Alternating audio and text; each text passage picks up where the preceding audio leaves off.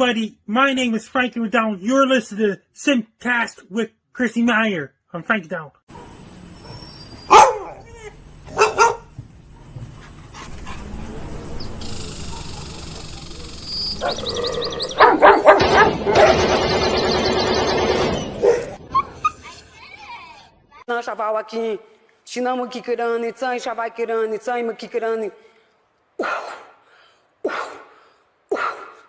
I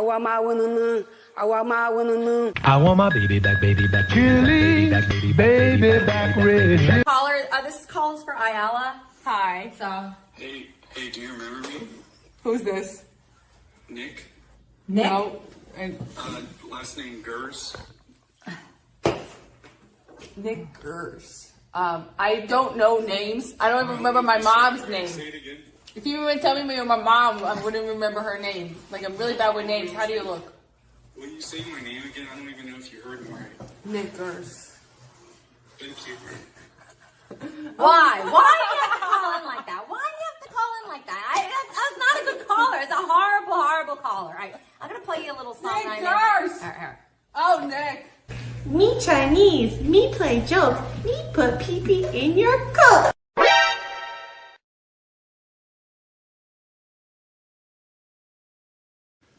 What's up, Vivek? Hey. Whoa! Look at this. What's up, guys? I was craving a Slurpee. Can I get my change back correctly? You know, we'll. I feel like a lot of us are conservative in the way that we just want to be able to say the N-word and it not really matter. That's all I want. Come on. Is that so much to ask? Can't I just say the N-word? Does that make me a bad person? Come on, guys. Violet's a huge fan of yours. She loves censored TV. Oh, great. I do. I love your show. Big fan. All she wants is to be able to say the N-word, but that's the only thing that's holding her back in life. Yeah. Oh, it just, you go like this. How are you and your man? Oh, Bisconti, he's in hospice. I'm teasing. Oh, it's a joke. It was an old man joke. No, there was somebody in the hospital meeting earlier, so I was like, "Oh, geez." I'm just kidding. He's fine. Oh my God, we're great. I'll marry that man. Oh, he's adorable. So. If my babies fall out, this is your fault, John. I'm just saying. Jumping jack. Whoa! Yeah, don't. Whoa! Whoa. Whoa! Okay, there. I did it. What you can take me? My babies fall out. This is there.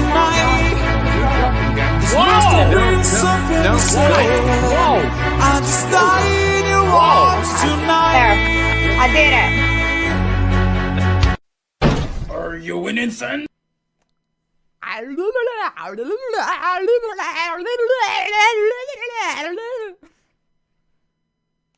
Hi, I'm Ali. I'm an English teacher, a dialect coach, and today I'm going to show you exactly what actors do perfectly and terribly when they try to do a British accent. Let's rate some accents. My kink is British accents. Oh, is that all right? Cheerio, cut. Yeah, right then. Bush cheerio. You're really attracted to this. Oh, bloody hell. I had to look up where she grew up and went to school because I genuinely don't know why she's so good. She's not trying to sound perfect. I'm taking the dog, dumbass. I'm taking the dog. He's just happy to have the attention. He's just happy to have the attention. Got tired of my scheming. It's me. Hi, I'm the baddie. It's me. Our next guest is originally from Danville, Illinois. He enjoys cold beer and hot music. Says that he and his mom don't see eye to eye on his love life. And he claims that his job has cost him several relationships. Please welcome Robert Faggot. Fine, how are you? Faggot is rather an odd name. Yeah, you know, it is an odd name. Speak does not make you intelligent. Now get out of here. No, Mrs. Stay. Misa Kochata. Ding, ding, ding, ding, ding, ding, ding, ding, ding, ding, ding, ding, ding. Happy day. Tuesday, Wednesday. Happy day. Thursday, Friday. Happy day. The weekend comes. My cycle hums. Your lip. Just kind of get it in there.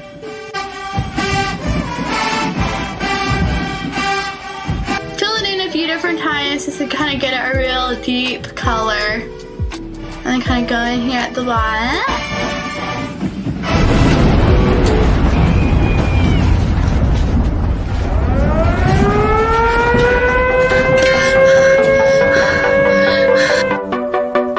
I'm gay. I have relationships with men, sex with men.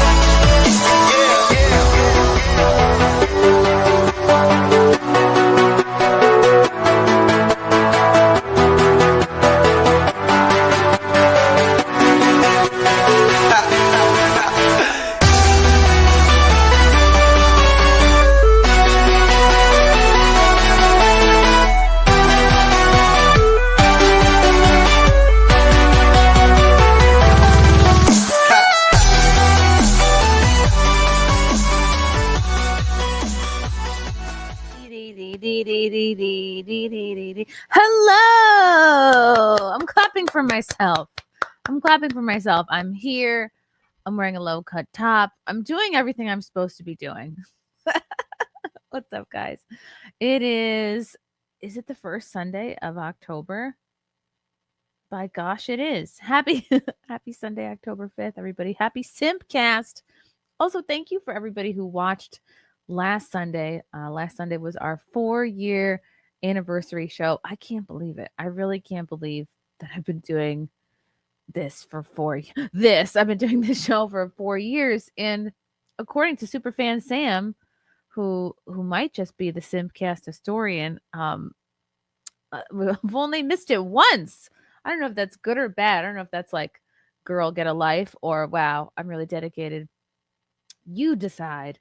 Also, it's just been, I've had a very busy last couple of weeks because I delayed submitting my my business taxes. So for anybody who has a business, you have to basically, I don't know, I'm probably doing it a way that's not very smart. And I print out all of my statements from all of my cards, and then I go through and I highlight like what's a business expense, and then I have to tally it all up by category and put it in this crazy spreadsheet. It takes me so long to do because I have ADD and I just procrastinate on these things. Anyway, you know what I don't procrastinate on is comedy shows. What a terrible segue. Guys, come see me. I've got some shows coming up. Let's scroll my little banner. Very excited to be back in Ohio. I'll be back in Ohio. Gosh, what's today? The 5th? Let's look at the calendar. October 18th. So what, the week after next already? Woo! No, technically next week. I'm going to Ohio, like next weekend. How exciting. Come see me in Ohio next Saturday, the 18th. I'll be headlining in Massillon, Ohio at a place called Krackpots. That's Krackpots with a K. Never done this club before, but I'm always excited to try new places out. We got 2 shows next Saturday. Then I'm heading to San Diego Thursday, October 23rd to do the Mic Drop Comedy Club out there, which I love. As I've mentioned before, they have a very cool snack table in the green room that I'm looking forward to. And I'm sure I'll pop by my friends at OAN and I'll see what other what other appearances I can do while I'm out there. And then I'm heading to Phoenix November 1st. Woof, day after Halloween. Just jumping on a plane to go to Phoenix. Chandler, Arizona, to do the Mic Drop Club out there. And we just added this show in Albuquerque. I've never been to New Mexico before. Very excited to perform at the new Hyenas Comedy Club out there in Albuquerque. That'll be Sunday, November 2nd. And if you're a New Yorker or a New Jerseyan, Pennsylvanian, I don't know, Connecticutan, come see me in Mount Kisco, Saturday, December 6th. We're doing a good fundraising show for a lodge, a community lodge for old men who get together and do camaraderie. I'm really selling it, aren't I? For tickets, go to ChrissieMayr.com. As always, please and thank you. And if you haven't subscribed on YouTube, what are you waiting for? Tell me what I have to do to earn your subscription. And of course, as always, if I'm always looking for new and exciting people to interview for not only my Chrissie Mayr podcast, but also Nightmare, which is my in-studio show. DM me, tweet at me, just do everything you can to get my attention. Sometimes it takes like 3 or 4 times. You guys know I'm not the most organized, but yeah, come see me on tour. Send me all your guest suggestions. What else is going on? I got a bunch of Content Hotel shirts and posters that I'm not sure what to do with. So I might have to do some giveaways, or I might just have to send them out to VIPs or people I like in the chat. You're German, you better be organized. I'm organized about certain things and not about others. But you know who is organized? You know who does have their shit together? You know who is I look to them constantly as an example of how to live my life, how to be a good mom. This is quite the intro. You know her, you love her. Some people think she's the daughter of Ann Coulter. And you know what? I'm not going to correct them. I think that's pretty neat. Welcome back to the show, Kimberly Coulter. Oh my goodness. Do we yes? Yeah, we do. We'll do this till more people come. You know, I was like, is she really giving me such a loving and warm introduction? That's just so nice. You deserve it. Oh my gosh. What's new? Oh, you know, just doing the mom thing. We finally got our decorations set up outside. They're actually really, really cool. They're all lit up. We got all the fun pumpkins carved. My husband and my daughter have been doing that for a couple days. You carved them on October 5th? Those things are going to rot out. No, you put a little bit of petroleum jelly over the exposed parts. Stop it. No. Does that actually work? It actually works. It 100% works. You get Vaseline. Vaseline. You rub it on the exposed parts, and instead it makes of using it for a dirty purpose, you're putting it around the cut areas of the jack-o'-lantern. Exactly. Oh, very intriguing. Well, I'm sure people will still find dirtiness in that, but I digress. I'm sure there's people doing all sorts of horrible things to pumpkins as we speak for this whole month. But I'm going to try that, because you would think after 29 plus years of living, like I would have figured out how to do the pumpkin thing, but I just don't. I make the same pumpkin mistakes every year. I'll either carve them too early and I put nothing on them or in them, or I leave them out too long. Like last year, there was a pumpkin mystery going on, because like I'd be like, something or someone is chewing through the pumpkin that we left out on the stoop or by the door, whatever. And every day I'm like, there'd be more and more like pumpkin debris, pumpkin guts outside the pumpkin. The hole would get bigger and bigger. I'd be like, who is doing this? Is this a rabbit, a deer, a dog, a porcupine? I was going through all the animals that could do such a thing. And sure enough, I would spend hours like sitting like outside the door, well, inside the house, but looking at the door. I'd be like, I'm going to catch whoever this is. And finally, one day, I caught him red-handed. It was a squirrel who had chewed through the pumpkin to get to the seeds. You need to get you a critter cam. I need a critter cam. Yeah, they sell these things for old people that are like it's a camera on a bird feeder. So, and it'll alert your phone anytime a bird comes. Literally, my mom, like, I love her to death, but she's getting up there, so like she repeats a lot of the same stuff. And one of the things that's like in her repertoire now, it's like added to her Rolodex, is like, "Are you friends with Aunt Janine on Facebook? She has this bird app." It's like, And no, I'd be like, Mom. tell me more. I still haven't looked at the bird app, Mom. Sorry. Which bird app? Yeah. I'm gonna get on. Maybe I'll get back on Facebook again and get with. You know, I need to skip the millennials because I've written them all off. Like, but maybe there are some like old boomers that I could be friends with over birds, but not politics. No, I don't know. Because it's just so wild. Like, I just think the boomers largely are stuck in this phase of their life that they were maybe in their when they came of age, and they were all like, F the government, which I like, which I support. Government is the bigger it gets, the worse we all are off. But I think they just haven't really upgraded. They haven't really upgraded their operating systems, and they're just like they've gotten crusty. I mean, we've all gotten crusty. I'm sure I've gotten crusty in ways. Maybe some of my beliefs are crusty, but they're just kind of. You know, I'm thinking of specifically the boomers that are Democrats without ever reevaluating things. The one the Democrat ones are really bad, but it's like okay, so I recently applied to Return to the Land. Return to the Land? The white settlement group. What's that?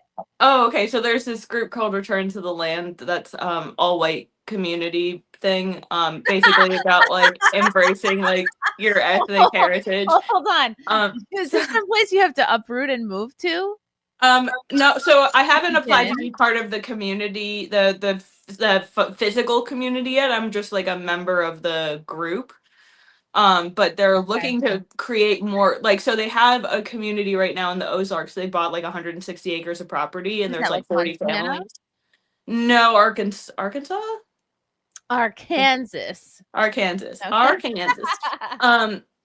And so I was explaining this to my boomer parents, and they were like, well, why would you want to live around mostly white people? Why would you want to live around all white people? Yeah, I don't know. It was like, I was like, gee, why would I want a childhood like you grew up with, Mom and Dad?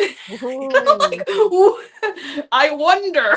Like when you can leave your door unlocked. To worry about getting curb stomped. That's not something our parents had to wake up and worry about. I don't have to worry about getting on the wrong train and sitting in front of the wrong person. No, it's ridiculous. But like that's just like one of those things. It's like, well, I bought a house by your age. Like, no shit, idiot. You only had to pay like $1,000 deposit. Oh boy, the shaming. I hate the boomer shaming. I mean. Maybe that's the only benefit to both my parents being dead is like no more boomer shaming. But I remember while my mom was still alive, like I took me a long time to even a little bit get on my feet and get out of debt. And I lived in apartment to apartment to apartment from like basically 26 till I moved in with Frank, even though we moved in together into an apartment. But I considered that like, okay, I'm not living with a Craigslist stranger anymore. Yeah, that's not the same. And then I finally started to like get a handle on like the debt. What was the point of my bringing that up? Oh yes, I would all throughout these years. So that's like many years, I guess. Like of just like bouncing around. My mom would be like, oh, don't get this nice bed, or don't get this nice furniture, or don't get like really anything. Don't buy a couch. Wait till you get settled. Don't get a piece of furniture. Like it could be the cheapest piece of furniture. And she'd be like, oh, wait till you're settled. Wait till you're settled down. And I'd be like, well, what? The settling down shaming from boomers. I don't know if anybody else has gotten this from their parents, but like, I was like, I'm sorry. I'm living in apartments right now. This is the best I can do. I didn't ask them for money. I didn't want their money. They certainly weren't offering to help me out. Like a lot of people do. Their parents pay their rent, which is good for them.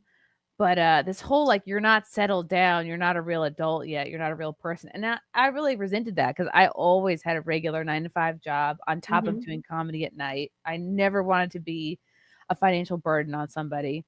Yep. And this whole like, well, you can sit on cardboard because you're not settled down yet. And I'm like, she You must don't want have to use a meant, sleeping bag on the floor like a fucking hobo, Chrissy? she must have How meant, dare you? she must have meant married. And at that time, I didn't even have good boyfriends. So I wished instead of the occasional like, oh, are you gonna have grandkids? I would have gotten the talk of like, what do you want in a partner? Like, what should you be looking for in your ride or die? Yeah. Instead of like, I would have appreciated more guidance, I think, at that time in my life, rather than just like, ugh, you're wasting all your time doing improv. Which I was, but I was building skills. Still, you have to build. It is a career, Mom. Yeah, I know you're dead, but look at me now. I made it, man. Sort of. Is this making it? I did. I'm going to say that this is making it. IKEA is one reason why things are so shitty. Boomers inherited beautiful furniture made from hardwood. You could not be more correct about this, Toxic Waltz. Who was passing down crappy IKEA furniture? Even if you wanted to pass it down, you can't. It's like you build it inside of wherever you're at, and then it doesn't move well. It collapses if you try to move it. That is made for apartment living. Yeah. Oh my gosh. Just rip it all out before you leave. The one thing that I was able to save it's furniture that was my dad's mother's wedding present. So like my grandma's wedding present were these two, like it's all solid wood. I don't know if it's oak, whatever they make furniture out of. Solid wood, like really beautiful, heavy, but like beautiful furniture. It's kind of on the smaller side, but this is meant for people who, I don't know, somebody do the math. How old would grandparents be? My dad's mom, and they were me and my sister shared a room growing up, so they were in our room growing up. I had one piece of furniture to put my clothes in, and my sister had the other one. She had like the vanity looking piece that was like lower but longer, and I had the one, it was taller, but it had 4 drawers, so I could never reach the top of it. But I was like, ugh, mine's taller, I win. And she got a mirror on hers, and I was like, But, and then I realized, it's not meant to be split up for 2 people. Right. Anyway, the point is that that was the one thing that I was able to actually like save, had it in storage for years, and then got it refinished. Like we have a neighbor who's very handy at that stuff. Like he repainted the whole thing. It's like beautiful. It's a little bit darker now. And now it's in the baby's room. Oh, so I was like, oh, the bean can have this. And it's just cool. I'm proud of the fact that like I have this old thing, this old furniture that's not only like decent quality, but it's like, oh, this is a nice little heirloomy type thing, like something to remember. Because my parents moved to Florida and they didn't save anything. I don't know. They were just like, they went on a throwing out spree. I don't know if it's because my mom was just stressed about having cancer and just had no bandwidth to think of saving things, or didn't think to call me and be like, hey, you want like I don't know, baby pictures of yourself, or oh no. I do have their wedding album, their wedding like photo album, which is pretty cool. That's like about it as far as relics go. Yeah. See, me on the other hand, my father is addicted to auctions. I mean, like, addicted. Like, I don't understand how this You have works. a little paddle? I mean, like, yeah, I should, that would be hilarious. I think I'm going to get him a custom paddle. Yeah. That would be really funny. But, I know a lot of the furniture that he's kept in between our, like, summer home and the family's apartment in New York. I know that there's family heirlooms in there, but by the time they pass away, I'm not gonna know what the fuck is an heirloom and what's just the fucking, I got it for $100 at the Tepper. Yeah. God damn it. Dad. What is hoarding and what is like quality stuff? Yeah. Actually, I take it back. Another thing I have that's heirloomy is I have it's in storage still. It's a big ass heavy trunk. It's like a trunk that you would show up to Ellis Island with. Nice. With like your whole life in, and inside it is like a bunch of old not photographs per se, but like their slides that go in, I guess, like a projector or like a wheel. Oh, very cool. And like I every time I'm in the storage unit, which is not often, I like pick them up and I sort of like put it up to light and squint. I go, oh, that's mom as a 2-year-old, you know, because her Very dad, my grandfather, was really into photography. He had a dark room. That's pretty cool. And so there's a lot of that stuff in this trunk. And I'm like, what am I going to do with that? Like, how could I possibly, can that stuff be converted? That seems like a daunting, not even on the It's really not actually. I actually did darkroom and I've done photography and editing forever. I actually like had a small portion of my digital business restoring old photos. And it's actually really not that difficult to get it done. It might be a little pricey now. Like even just getting some standard disposable film developed. I got like four cameras worth done after I went to Warped Tour, and it was like $90 Okay. That's so it'll be a pretty penny, but maybe you get some super chats here who will donate to the cause. Just go to CVS and change it. Oh, like it's so easy. Yeah, right. Maybe it is that easy. It might be. They actually do have pretty. I mean, they're like they don't have photo heads anymore. Philly Karen, thanks for the $1.99. Chrissy, please know Scarlett. She's a train wreck. Look, Scarlett is very misunderstood. She seems like a very sweet girl. It's just hard to understand her. Sometimes you can understand her. And I also question her life decisions, but I won't go any further than that. I don't really know her well enough to know all of her life decisions. I just can't follow her on Twitter.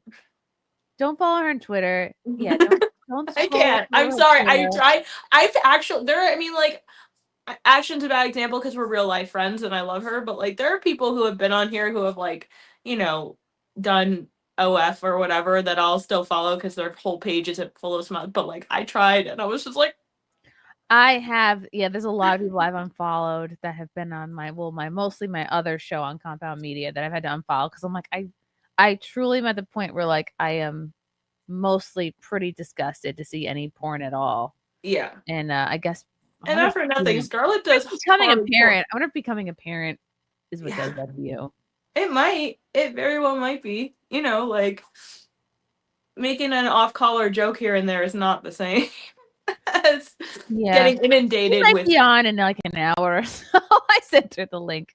We'll see. She's just like I don't like think she's inherently a bad person. I think there are some people who do porn who are very bad people who do it to be manipulative and to do it to prey on people. I don't think she's a predator. I just, you know, I can't make decisions for her, but if I could, I'd make a few a little differently. Yeah, I guess that would be my dream to like get her out of doing that, get her out of that industry, or because help I mean, her like, figure out what else she could do. That would look, she could be a niche streamer. Like, I feel like she could do that really easily. Like, she obviously has no problem being in front of a camera, and she has no problem talking. You know. True. Just like do random like are you familiar with Shay What Now, the channel? No. She's great. She makes great content. She can why am I blanking on her? Scarlett can do just like random content like that. I think that, you know, like she could write a book about videos, I mean, she's probably lived a life that she could write a book about, or if she has the attention to write a book. Got out of the industry, she could sit down with somebody and dictate. Oh yeah, that's all. If I ever do a book, I'll do it that way. Russell Hall for $2. Misunderstood is a perfect description for Scarlett. Yeah, and I don't appreciate when people just say, "Oh, you're on drugs," because it's like, yeah, I know her pretty well, but I don't know her well enough to know like what she's on or not on. Just like I wouldn't say that about any of my other guests that are on here. It's like, you don't know. If someone acts erratically, that they could be on like a regular prescription, they could just be drunk, or they could have had a bad day. It's I don't know. To do that just for kind of like a yuck is it's like a low effort. I mean, I think it's a little different too if you like know the person. Like over at War Boy Studios, like we are fucking ruthless to each other. I call Patty a faggot like every time he's on my show. Like every time, I'm always like, okay, whatever. The difference between, and Scarlett has a very good sense of humor. At Content Hotel, she was at our show, and Gino was like hammering her, like calling her a whore, like making fun of her to her face. She was cracking up at everything because she knew we were at a comedy show. These are jokes. She knows all these people. Yeah, So it's not like she doesn't have a sense of humor about it. It's different when you like I literally have an understanding with these guys. Like I know for a fact too that if they said something that crossed the line, if I hit them up privately, it was just like, hey, like, can you not? They'd be like, oh, I'm so sorry. Mm-hmm. There is a huge difference. Like I feel like if you're buddies with someone, you can get away with saying just about anything. But like that was definitely not one of those situations, and it was obvious that it was like. I mean, I was admittedly a bit sleep deprived at the time. I had no idea how to react. I feel like I just sat there for the next 20 minutes, like. It's hard to know. What do you do? What do you do? And I also didn't know because she started to go at Mandy, who hasn't. Yeah, that's what confused me the most. And I was like, "What is this? Where is this from?" I'm like, "Mandy hasn't done this show." That's the other. She gets like 1 or 2 years maybe. And she was easily confused, and she redirected it at somebody on the stream, and I was just However, Scarlett was right because I watched a clip later on in the week of Mandy and some other people in the Jack show like shitting on Scarlett and shitting on the stream and like the guy Ryan. Wow. So I'm like, Scarlett was 100% right to call her out because she was part of what she felt was like a pile on. And at the time, I was like, "Oh, is she just confused?" No, she fucking knew exactly who she was. So okay, yeah. So having that a little bit of it sounded like she was talking about her having said something prior, and I didn't know whether or not. Not that I'm saying Scarlett would have lied, but I just didn't know what the hell she was talking about, and I was like, because I didn't know. I was like, "Oh yeah, I guess some people were kind of recapping it." If we ever do another one, I will put more resources and people into like the live stream part of it. Like I realized I focused very much on the in-person experience, and I had just one tech person, which is not enough. So I learned many lessons. Yeah. Was it still fun though? It looked like a lot of fun. It was so much fun. It was so much work. Frank and I did so much work, and the most stress came from we invited about 30 people. And at the end of the day, 7 people bailed kind of last minute. Like I'm talking about within a week. And then one person might have been like within 2 weeks.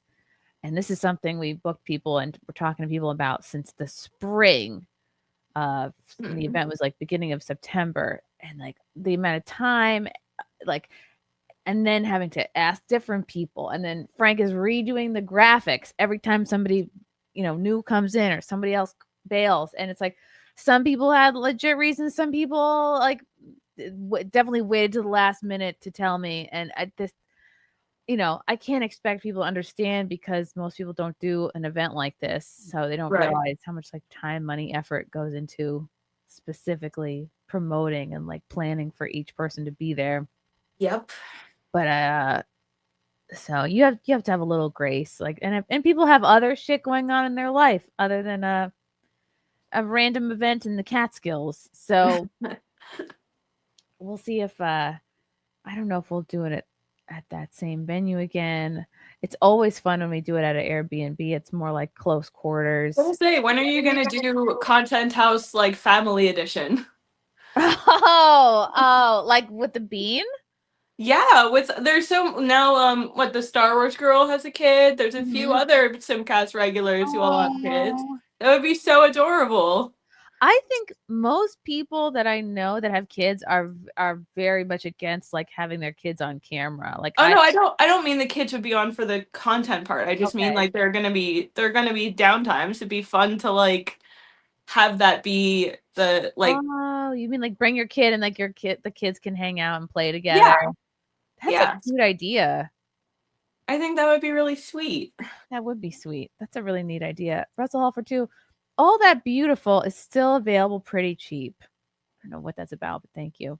Night Owl, thank you for the $5. Any thoughts on Hollywood reviving the Committee for the First Amendment? It's peak irony to pretend they care about free speech now. I haven't heard of this. I haven't either, but it is ironic for them to pretend that they care about free speech at all. when You only care about anybody, it when their side is in power, or when it comes to them. yeah, when they're getting canceled, when it's like potentially, Jimmy, whatever, Jimmy Kimmel. I keep almost saying Jimmy Fallon because, like, what's the difference? Who cares?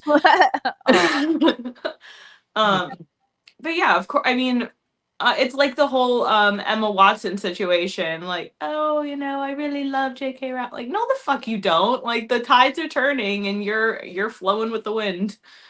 Okay, this is giving us a little more color about that other situation we're talking about from Russell Hall. Thank you for the $5. Internet commentary is what the Jack Show does. And for the Jack Show, said internet commentary was about as mild as it gets. Manny did nothing wrong.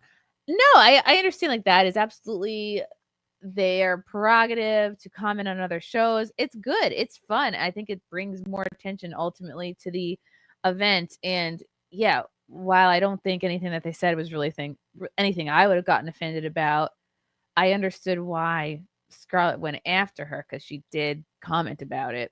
But yeah, I didn't think it was anything like all that bad. Aldo Casabona for 5. I'm catching up on early SimpCast episodes and would love for you to have Steph and Lorena back on. Do you mean Steph like my nerdy home? What other Steph would there be?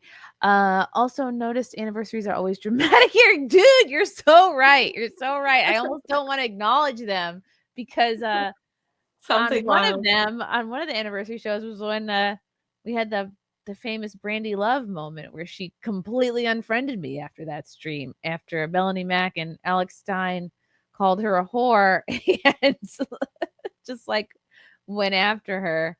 And then she wouldn't talk to me ever again and unfollowed me on everything. But I guess we weren't really friends after all, if that's what happened, But you're right, Aldo. And thank you for reminding me. I'm gonna write down Steph and Lorena, because I keep a spreadsheet, but I sometimes forget about people that I haven't had on in a while. Joe Gutierrez, thank you for the yellow boy. Thank you for making Sunday awesome. Oh, wow. Thank you for watching. Russell Hall for 2. Beautiful old furniture is cheap on Craigslist. Oh. You just gotta be careful about who you always arrange the meetup at the police parking lot. Yeah, what if there's cum in the drawers? How do you know? How can you trust? Then you could just walk it right in and be like, I need a swab. How can you trust? That's tricky. Actually, I'm not gonna like out my location by naming the store, but there's this great consignment shop that sends their proceeds to a boys' home, and they get the best furniture and the best stuff for nothing. I mean, like when we first moved in here, I bought all the furniture, almost all the furniture for the house at this place for like less than $300. Like, it was amazing. Wow. And it was like all like actual old good furniture. You know what? I take it back. Maybe you can get good things, because I bought the glider chair, which is like a rocking chair, but it just like it doesn't go back and forth. It just goes like forward and back. That makes no sense at all. But I bought that off Facebook Marketplace for like $100 with a footstool, and that thing's gotten a ton of use. Like even now, 17-month-old Bean will be like, "Mama," and then he'll walk into his room and like point to the nursing chair. It's so cute. Oh my God. Night Owl for 5. Oh, whoops. I already said that. Aldo, maybe I'll mod you. Maybe I'll give you a wrench. Yes, my nerdy home. See, I'd be a great producer. You're trying to get in there. I don't know. I might have to give you a little bit of authority, Aldo, if you're good. Russell Hall for 2. No one's bringing their dresser to a parking lot. It's true. It's easier to put it on the curb. Okay, that's fair. That's fair. But you still got to be careful a little bit. I have, one of my goals is I still pay for like a monthly storage unit. It's like, it used to be $300 something a month. Now it's like 200 something, which is way too much still, because what's in there is stuff that I would love to just light on fire. I don't need it. I'm not thinking about it. It's a bunch of random furniture from when my sister moved from New York to Vegas. It's not stuff that I even want. And then that trunk full of the photo slides. And like a bunch of other stuff that I clearly don't need or use. So And then you do the math on how much you've spent on the storage unit. Oh and my you're God, like, don't do that. I could have bought such So- nicer furniture. Oh, Yeah, no, it's the worst. it's so sad. Oh my God. I'm putting that down because I have a list of things. Yeah, it took us like a year, but we finally managed to get all of our stuff from our storage unit into our basement. And like it's cluttered, but I honestly don't give a shit. I was so happy to get rid of the fucking storage unit. The amount of things that I pay like monthly for. Oh, and I get suckered in. I buy these stupid apps and then I forget to cancel them. Yep. And then you're like, hi, Becca, got charged $40 for an app. Oh, I'm like kicking myself. It's like, you idiot. It's like, I don't even know what this app does. What do you, yeah. Like Like who takes over my phone and makes these retarded ass purchases? One by accident I bought because I had a weak moment where I was like, maybe I do need to see what my style type is called. Like, I don't know how to dress anymore. Maybe I do need to take this quiz and see what my, what do they call it? Am I an auto? Like your style type, right? Like, what's your style type? Am I someone who wears big baggy pants? Am I someone who wears a pantsuit? Am I someone who wears a dress? But they make it sound like each title or each type is like, oh, I'm like a boho, or I'm a glamorous prep, or something. I'm like, right now my style is yoga. They know how to prey on a generation of Cosmo kids. So stupid. And I like bought it and like never looked at it again. And then this other thing I paid for once was like, what's your season? What are your colors? What colors look best on you? Yeah. So stupid. Stupid. They get you with the like 7-day free trial and then you don't remember because why would you remember? Why? Yeah, it's your life. Night Owl for $5. Oh, all right. I gotta stop bringing that one up. Viking, what's up, Viking? We're giving away wrenches. I want a wrench. You know what? You might be wrench worthy, Viking. Sato, thanks for the $10. Scarlet is a work in progress. Church and Tabernacle. Everybody say, hey yo. Hey yo. Hey yo. I did go to church today and I had my OCIA class, which is the converting to Catholicism class that I do. It was so freaking interesting. We're talking about why Catholics pray to Mary, why she's so significant. Talk about saints in general, like how to become a saint, bishops, archbishops, priests. What else do we talk about? And the guy who runs the class is this deacon. He's so cool. It really feels like an awesome like college class. Like it's because it's just 4 of us plus 2 teachers. Very cool.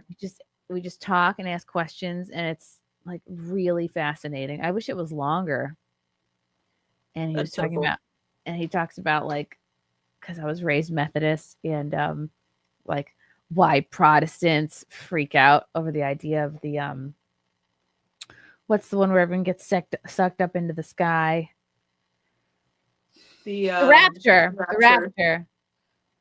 He said they're overly concerned about the rapture, whereas like if you accept Jesus Christ as your Lord and Savior, and if you even have like a mustard seed of faith, like you're good. That doesn't mean be lazy and do nothing. You always want to try to keep a relationship with God. But it's interesting. It's interesting to like hear him like compare and contrast the whole thing. I feel like I'm learning a lot, and I wish I had more time to like do more readings, because we get our readings. Like I have a binder, we get these pamphlets. It's pretty cool. That is really cool.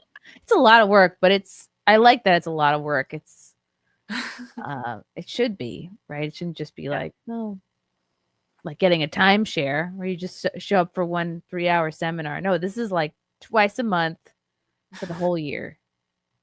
Or not the whole year, June. Chrissy's studying the Bible. I'm reading an analysis of Mein Kampf. You know, we're all doing good things with our life right now. Lucky.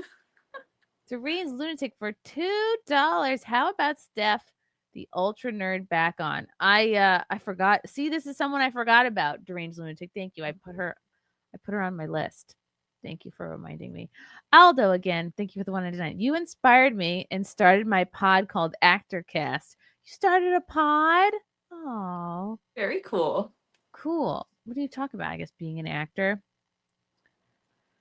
We had the what the hell is his name? Daniel Knopf. He created Carnival. He got into screenwriting like at 40. He had a really interesting story. And I think Aldo was in the chat asking him for advice about it, like, you know, being a young actor.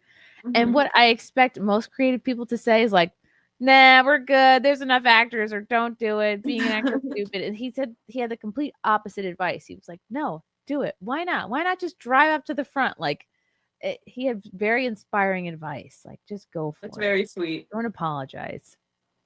That was a great interview. And he's going to send me one of his books, autographed, Gingerland. Not about gingers, about gingerbread people. So that's so sweet. I'll have to like show that on camera whenever it gets in. But yeah, I know there's a couple of reading the Bible is so daunting. It's like, I feel like I don't even know where to start. And there are some apps that you can download. Erica Kirk has a great app for that. Who does? Erica Kirk. Oh yeah? Oh, what is it? Yeah, I think it's called Bible 365. Where they do I don't know if it's once a week or whatever, but they're doing a sign up in the beginning of every year. They do they break down the Bible into 365 days, and they do yeah. Interesting. I see it. I just signed up myself. It looked really cool, and obviously support to Erica Kirk and her family. They don't collect your data. That's nice. What is it? How much is it? I didn't think there was a fee, or I don't. I'm listening. All right, downloading it. Boopy doo. I don't remember there being a fee for this part. Okay. Just something to look at while you're on the toilet. Exactly. Why doom scroll when you can read the Bible? Is it called Bible in 365? I think it's just called Bible 365. Oh shit! I'm downloading the wrong thing. Great. It's like a little lion. It looks like the icon. I think it's like a little lion head or something. Oh, I did do the right one. Okay. It's Bible in 365. Okay. Yeah, the amount of shit that and maybe it's just my algorithm, but like I've been seeing people giving Erica Kirk so much shit. Oh my God, you would think they were paying them $7,000 a tweet. I forget, I don't remember the name of the person, and I don't want to give them any attention anyway, but another one of these look at her have no emotion. And I just went in on her about it. And I was like, oh, now that it's popular to shit on Erica Kirk, you're just hopping on the bandwagon, basically. She was like, it is not popular. And I was like, I've bookmarked no fewer than 12 of these in the last couple hours. Do you really want to fucking try me right now? Radio silence. What should she do? Curl up and die? I'm gonna say I actually haven't said this at all publicly, and I will say this. You're right. What the fuck is she supposed to do? Is she supposed to or is she supposed to walk around covered in fucking black eyeliner, just smeared down her face, her hair in knots? No, Charlie Kirk worked his whole career for Turning Point USA. Do you think that he would wanted to die along with him? No, he would want his wife to continue in his legacy, for not just for himself but for his children. So and not to mention, and I do think I said this once, but I know I could speak for my husband in this. If my husband were to tragically be assassinated, the last thing that he would want is for anybody that would talk poorly about him or talk poorly about our family to see me fall apart. He would want me to have a brave face outward, not just for me, but for the sake of our children. Being strong for them, and to the whole oh, she's grifting, she made money at his funeral. Yeah, she's gonna have to support these kids. These kids deserve to have an easier life. These kids deserve to have something. They're pretty sad. I think Elon Musk said he was going to pay for their education and their. That's so sweet. But the idea that she shouldn't be looking out for their future because he has a net worth of 12. First of all, as if she could just pull out $12 million from the bank tomorrow. People are fucking retarded. That's not how that works. But even so, like, why wouldn't you want to continue the legacy of your husband? Like, of course you would want to feed back into the company. Of course you would make his funeral like a grand testament to everything that he's done with his life. And it Yeah. just like people, it's like I feel like very much like in the same way that the people who outed themselves when they celebrated openly and thought that people weren't going to have a problem with that.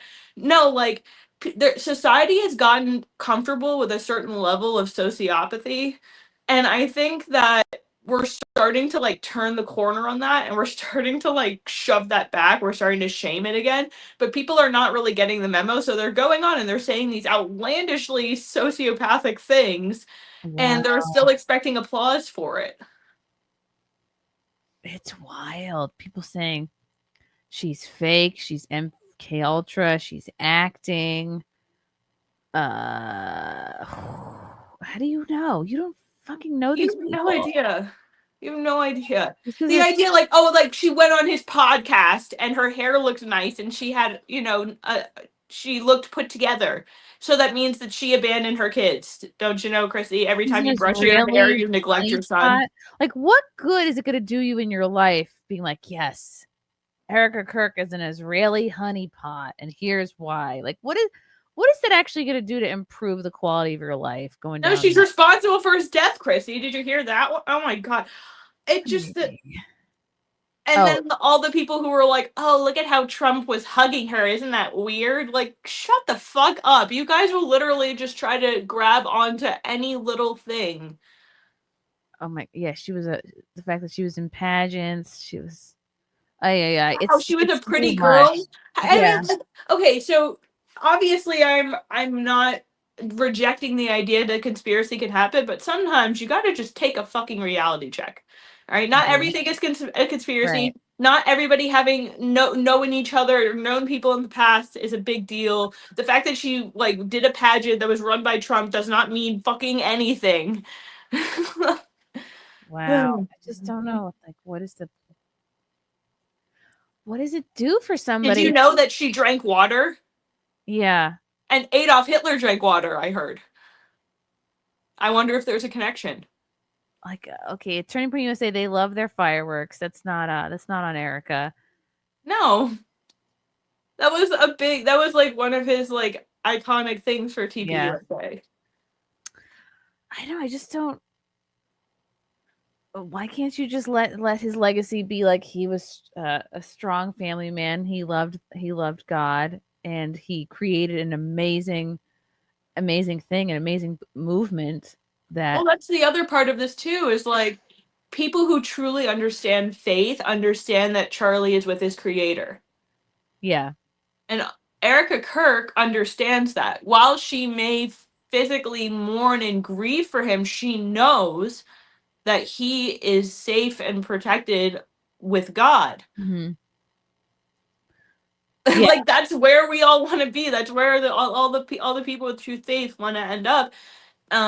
And it's obviously not going to be easy, but like that's what here and the other upside to his career choice. And I don't want to get weedy talking about this, but like very much in the same sense of like Steve Irwin's kids, like his kids will never grow up not knowing his face, his voice. They'll never have to wonder how much he loved his mother or their mother, how much he loved his kids. It was so there's like just hours and hours of that. And like yeah, I mean, you're not gonna get to hug your dad and physically like be around him, but there's a lot of people, myself included, who their parents were still married, and but did they feel a lot of that love from their dad? No. So it's a horrible thing, but it is good that it's pretty cool that there's so much footage of him talking and they can see the man he was. Mm-hmm. And not only can they see how much he loved them, but they know what his convictions were. Yeah. Like they can see that whenever he talks, like they know how much his faith meant to him. They know how much learning meant to him. They know how much outreach meant to like they're never like there is a blue book out there for them, and how horrible that it can't be him actually being there, but you have to find the small blessings in these horrible tragedies. Yeah. I don't even know if I And know. like, God forbid Erica Kirk do the same thing, you know? like, you know, she's just supposed to be a mess 24 hours a day and let the company fall to shit and never make a public appearance. And if she does, she's just like sniveling in like a big hoodie. You know? Right. Could it be? Oh my God, there's so much. Like, what does this do for you to be like, I'm going to spend all my hours digging up and create? Like, can't we just like? I was have a so nice I legacy? was so touched by what Nick said the first time when he finally responded to Charlie Kirk, and then he immediately turned around and was like, "But his wife is sus." I was like, "Shut the fuck up! Are you serious right now? Like, come on, dude." Wow. Oops. Let me see. What did I do? Did I just log myself off? No. Wait a second. Oh, okay. I clicked on another window. Dirt. Wow. I just maybe because people were not seeing a lot of her before. Well, that's the thing. The That's defamation. not on her. Like, she has Yeah. a podcast. She's run multiple businesses. Like, she does this Bible app. Like, Yeah. she's been doing, like, it's not like she just picked up a microphone. Like, she does this already all the time. So I don't know. Yeah. And I also, like, it's just one of those, like, and I'm sure you've got this before too, like, where's the kids? Like, you know, like, she obviously must be neglecting her kids if she's doing this. Like, look at her being a boss babe. I was like, and how you don't know how much of her time is spent. yeah, and also, like, a 1 and a working. 3-year-old, you know that kids take naps, right? Like, what is it? Whatever. Yeah, of course she's got help, and but you don't know how many hours of her day are spent. You don't know if she's just boss babing all day long, not taking care of her kids. It's crazy. We have so much access online to see so much of people that we really think we know people when we don't. Well, And, you think, like, people, it's like suddenly, like, you know, whenever there's an economy problem going on, everyone's an economist. Like, every time, like, we're looking at Erica Kirk grieving, like, you're suddenly a psychology major and you understand that, like, this is sociopathic behavior because she's it's not that it's not. Like, you're just in on the shock. one hand, you can learn anything on the internet. On the other hand, it doesn't mean that you already fucking know it. And it doesn't mean that you could, like, oh, like, I just got it from the vibe. oh yes, the vibe. Her vibe's wrong. When my mom died, she had brain cancer. Like, so it was about a 3-year period of her diagnosis versus like her dying. Well, like till she died. And like, okay, she wasn't getting better. So it's like, while I knew the day was coming, I still wasn't prepared for it. And I remember I was like on the train and I got the news around like 9 a.m. or something. And I like, still went into work. This was 2018. I still went into my day job. And then I went to a few stops and I just started crying. And then I got off the train and like came back home. And my stupid boss at the time was like, you know, what could take your mind off this? Like, sometimes it's nice to just like, sometimes it's good to just keep working. Sometimes that's good. Like, and I didn't know I had 2 bereavement days. So I took off one day and then the next day I was in work, like went to work. It was still such a mess. But that night I went into the city that night and did stand up. Like, I was like, I have these spots. I guess I have to go do these shows that I'm getting paid like in pizza slices for. And I have the clip somewhere. I did a set and it was just like, it was like therapy. I was like, didn't make sense. I wasn't funny. And like I remember like people in the crowd looked shocked. Like, what are you doing here? Why are you here? What are you doing trying to perform? No one's laughing. We're not having a good time. You're not having a good time. Like, just leave. Oh God. I did 2 sets and then I drank so much that night. And I think I didn't get home till like some horrible ungodly hour. Frank was like worried sick, and like I think that was one of the times I like forgot my key and I like slept outside in the hallway of the apartment. Like, just I was very messy. I was very messy after that death. Oh yeah, I would drink wine in the bathtub. I'd leave the wine glass sitting on the bathtub. This was when we were in our apartment, and Frank would get up in the morning to take a shower before work, and I'd hear like whoosh, like the wine glass was in the bathtub, broken glass everywhere. He's like, "What the fuck?" which He was correct. Like, what a horrible. Why don't I just leave the wine glass on the bathtub? And he's trying to. Oh, it was so bad. I was such a mess. So that, like, what was the God point of bless bringing that him. up? Is that, yeah, I didn't know what to do after she died. I was like, oh, I guess I have to go to work. I just have to keep doing spots. No. And then when my dad was shot and killed, worse death, sudden, had no lead up. Yep. Still haven't really processed it. I didn't have a day job then, but I had to headline, I think, that weekend. Like, I think it was maybe a week later or less than a week, maybe 5 days.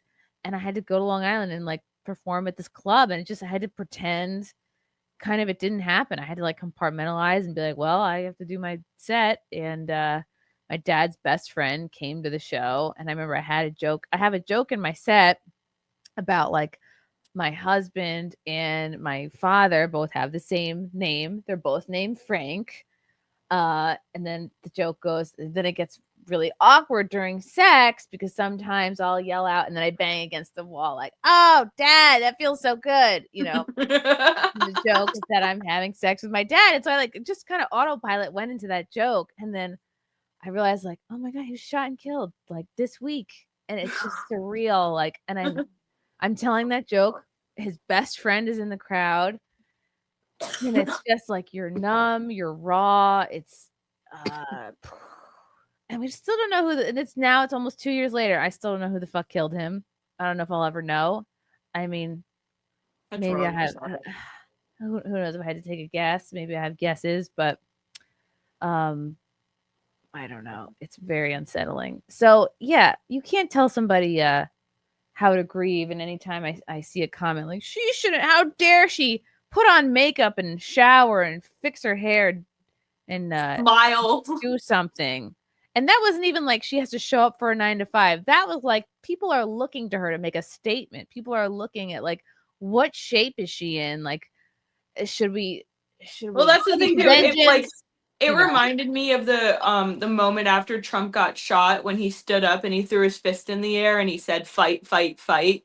That was like these are like moments in history that are similar to each other. It was like, is she gonna completely fall apart and let the business collapse, or is she gonna like fucking charge forward with the fury of a grieving widow and like use the force of God? And it was like a really defining moment. Mm-hmm. And I think she did a remarkable job. And she probably fell the fuck apart after. Who knows? Who knows when she's had those moments? Who knows? It's probably over the most random stuff. Right. She could be a complete mess 22 hours of the day. And then can just for that 8 minutes she's on camera. Oh, how dare she have it? You know how to, she's a pageant girl. She knows how to turn it on when she needs to. Like that's a crime. Like that's a sign of being a sociopath. No, she knows how to act in front of people who are staring at her, expecting her to be one thing or another. And I think folks were looking to her like, do we need to do some kind of vengeance? Do we need to like do something for her rash? to forgive forgave him in front of all of those people, in front, like, okay, yes, like to highlight the fact that there was no riots, that there was no like, okay. And it doesn't get we don't get any credit because it's expected that the right wing doesn't riot. It's expected. Yeah. No one's shocked about it. It's like, I was like, yeah, well, I mean, I get that to a certain extent. It's like why I take issue with like gays against groomers. It's like, why am I gonna applaud for you for thinking and doing something that's like just like normal? You know what I mean? Like, you didn't burn down your local stores because you got mad about something. Good for you. But like, no, you're right. Like it deserves like some kind of credit. yeah. And again, like none of us really know her. Aldo, thanks for the $1.99. I'm having an emerging artist every episode. Oh, cool. Cool. Aldo again. Thanks, Viking. Uh-oh. I don't know what that was about. Viking for 5. Chrissy, you should hook Aldo up with Ian and MGA. MGA, both young, aspiring actors. Okay, I don't think that Aldo is heavily autistic. I don't get that vibe. Ian and MGA, heavily autistic, heavily obsessed with adult film stars. Aldo for $1.99. Have you heard of your judgy ex? Have you heard from your judgy ex-psychologist? No, I haven't. What was her name? Candace. I saw her for like 2 or 3 years. I started seeing her when my mom got sick, and I was like, okay, I know I'm gonna have to probably talk about this. No, I'm not even really curious about her either.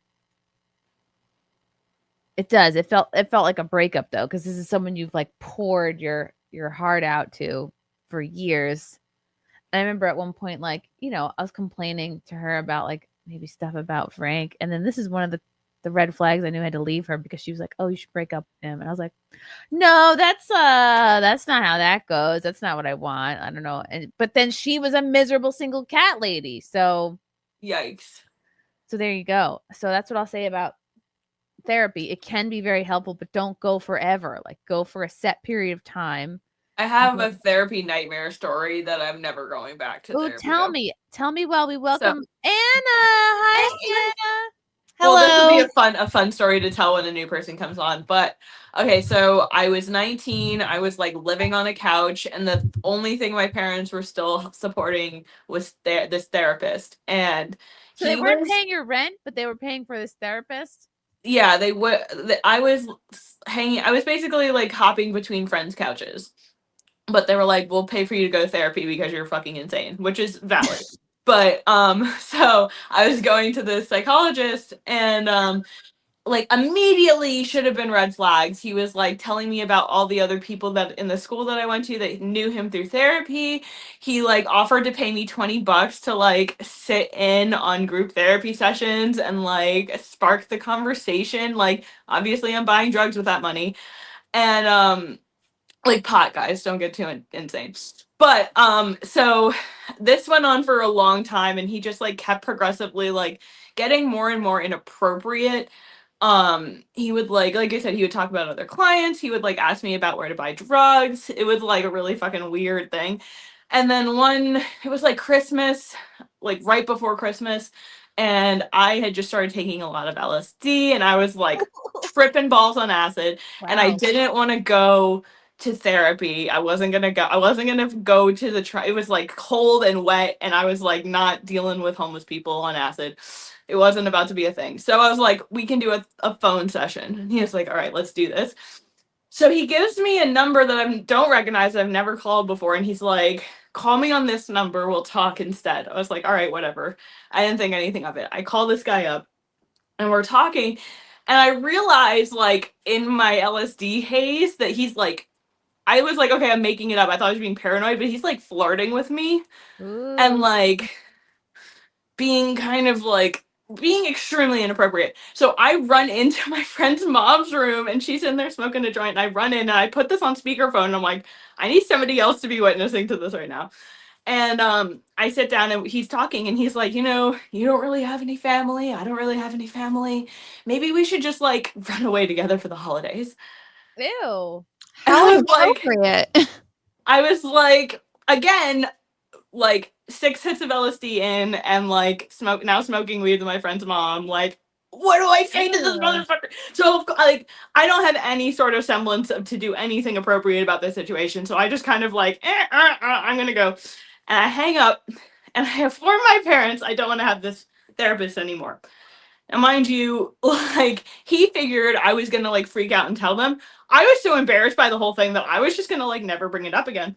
So he emails them like, your daughter's on drugs. She's hanging out with miscreants. Don't take a word she says seriously. And like fucking tries to takes everything and tries to like firebomb my entire life, basically. Whoa.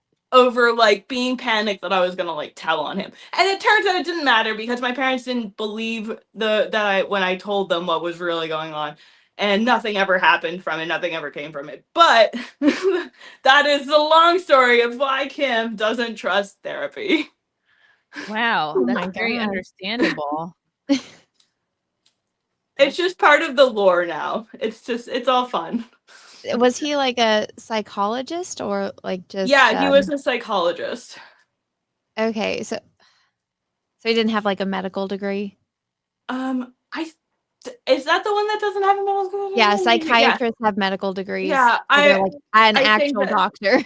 Yeah, I think that that's true. Yeah, I think that that's. I know it's true because of Frasier. No, I think that's the one he was. I think Oh, he okay. didn't have a degree. Okay, yeah.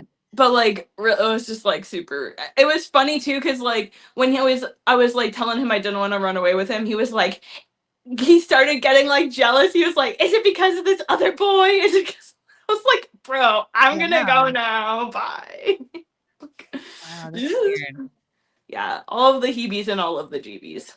But it's a great story. That is a good story. Yeah. Therapists can be Do you know what helpful. he does now? I kind of want to look him up and see if he's still licensed. Dude, okay.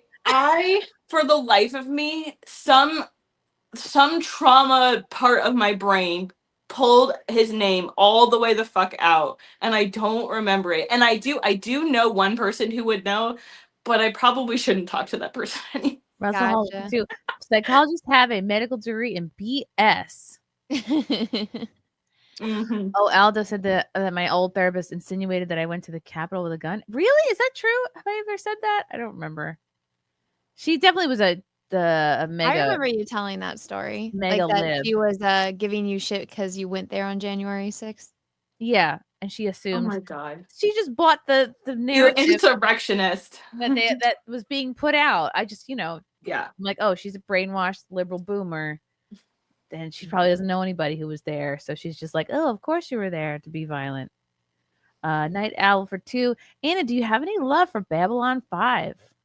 Yeah, I've never seen it all the way through, but I know that it's very, very similar to Deep Space Nine, if not the inspiration for it. So I have the action figures from it though. Like with you or somewhere else? I mean, they're somewhere here. I know one of them is in a bag somewhere. Okay. But they're cool. somewhere. Play I Spy people in the chat.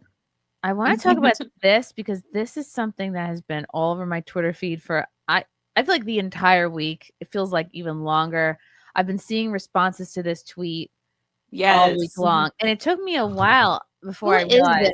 Maybe I just saw it. It took me a day before I realized. Oh, this is Benny Johnson's wife. Okay, I know who she is. Mm-hmm. So here's her original tweet that she put out. Wow. I'm like, this has been going on for 2 weeks. She put this out 3 days ago. 3 days ago. Yeah. That just goes to show you like how many responses I've seen this. Okay, this is 3 days old. Inundated. 3 days. I am 36 weeks postpartum. I've had 4 babies in 4 years. I don't believe the lies that having kids destroy you. I think she's maybe she's in her 30s. I don't know exactly how old she is. Let's look her up. Married to Benny Johnson.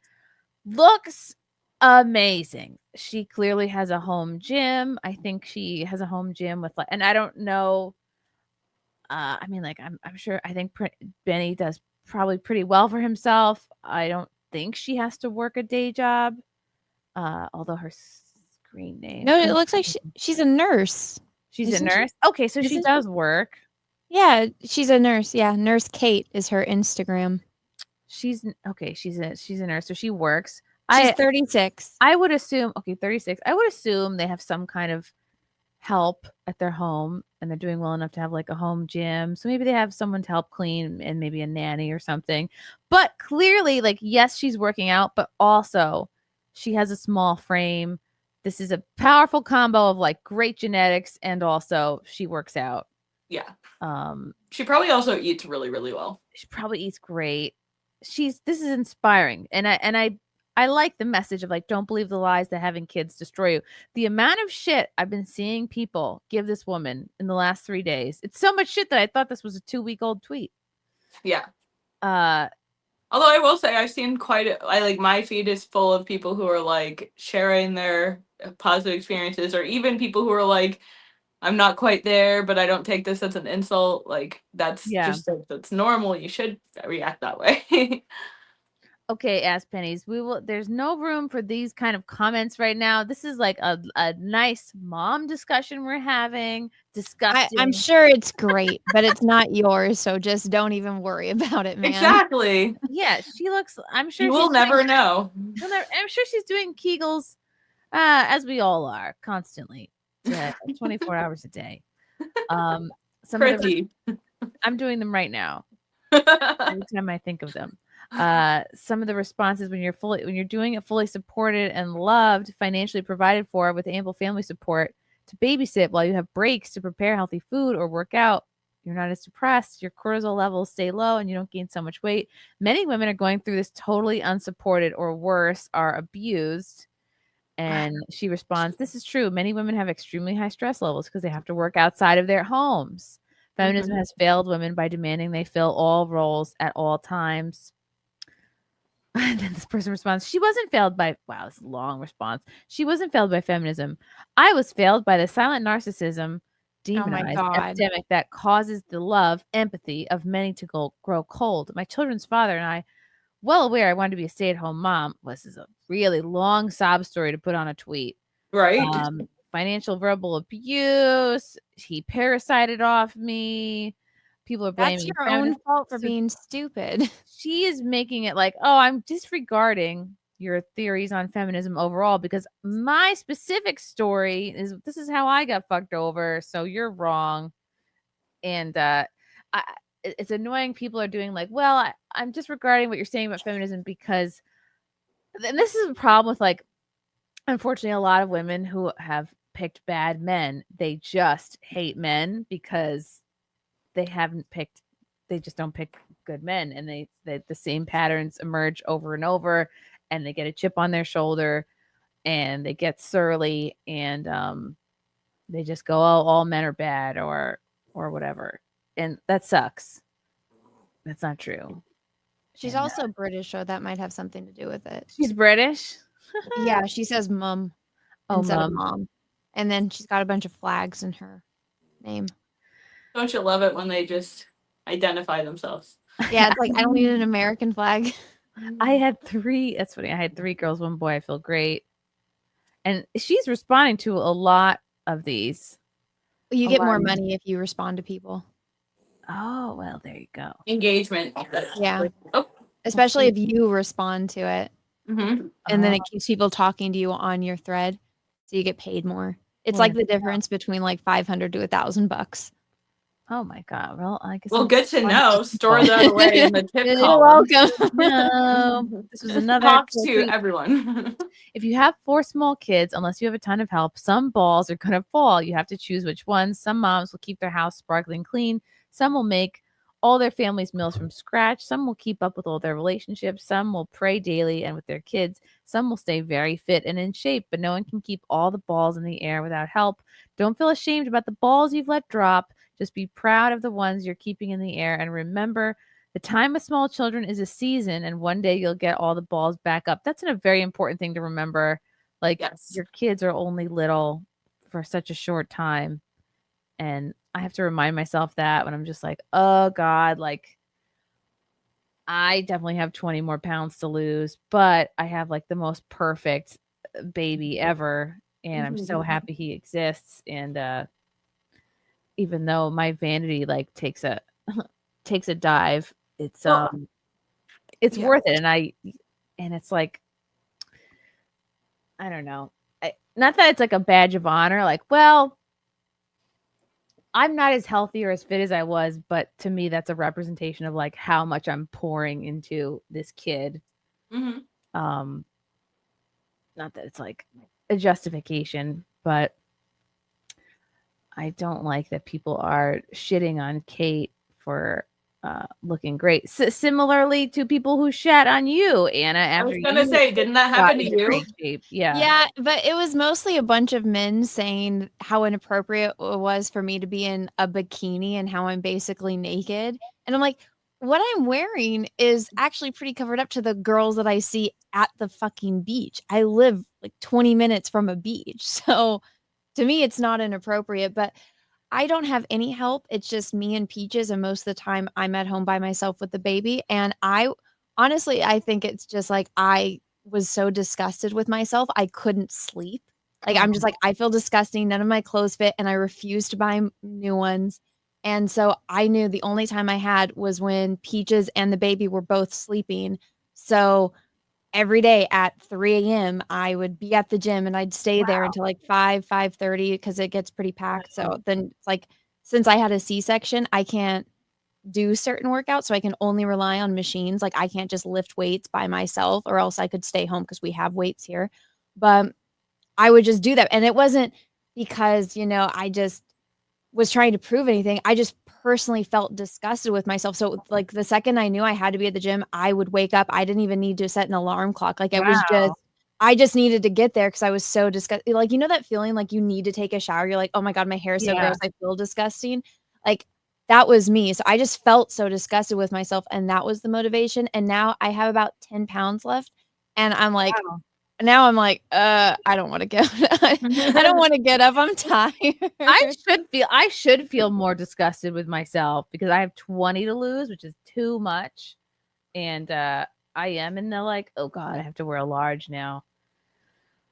And I held off on like buying bigger clothes for a while, but I got to a point where I'm like, okay, I can't just wear sweatpants while conditions improve. Like I have to do something here. But I should feel more disgusted with myself. I think when anytime there's like a picture of me online and then there's fresh hate comments, then maybe I'll use that to motivate myself. But shame really works on me. Shame is great. Oh, but the fact that you're getting up at 3 a.m. every day is no, I would get to the so gym at 3 a.m. So I woke up at like 2:40.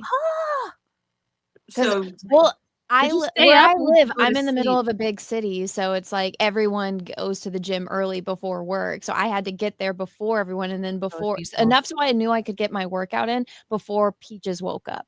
Wow. Because if I'm not home, he can't leave to go to work. So right. Yeah, so that was just me. Now I'm like, I'll go to the gym maybe like once or twice a week if I'm not too tired, especially now that the baby's crawling, because before then she was like the potato sack mode. So it's like she's not walking, she's just lays there, she can't escape. So now that she's crawling around and I'm chasing her, it's a little bit different. But yeah, that was just personally me. And then also I was really disgusted with the scar because I'm like, oh my God, my body is ruined because I have this huge seam and it's like disgusting and I can see stitches and it's gross and it freaks me out.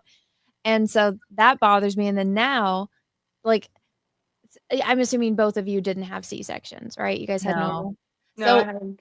you get this like little pouch over where the scar is. And so it's impossible to lose the weight. So you have to wear stuff to keep it flat or else you'll have this little seam. It's like a fold and it's just fat and well, it's technically just muscle, but it sucks. And so a lot of the clothes I would wear is like the tight, like bodycon dresses. And now I can't wear any of that because it just shows. Like I can just see you had it. like Spanx under. Yeah, but then you can see the Spanx. Yeah.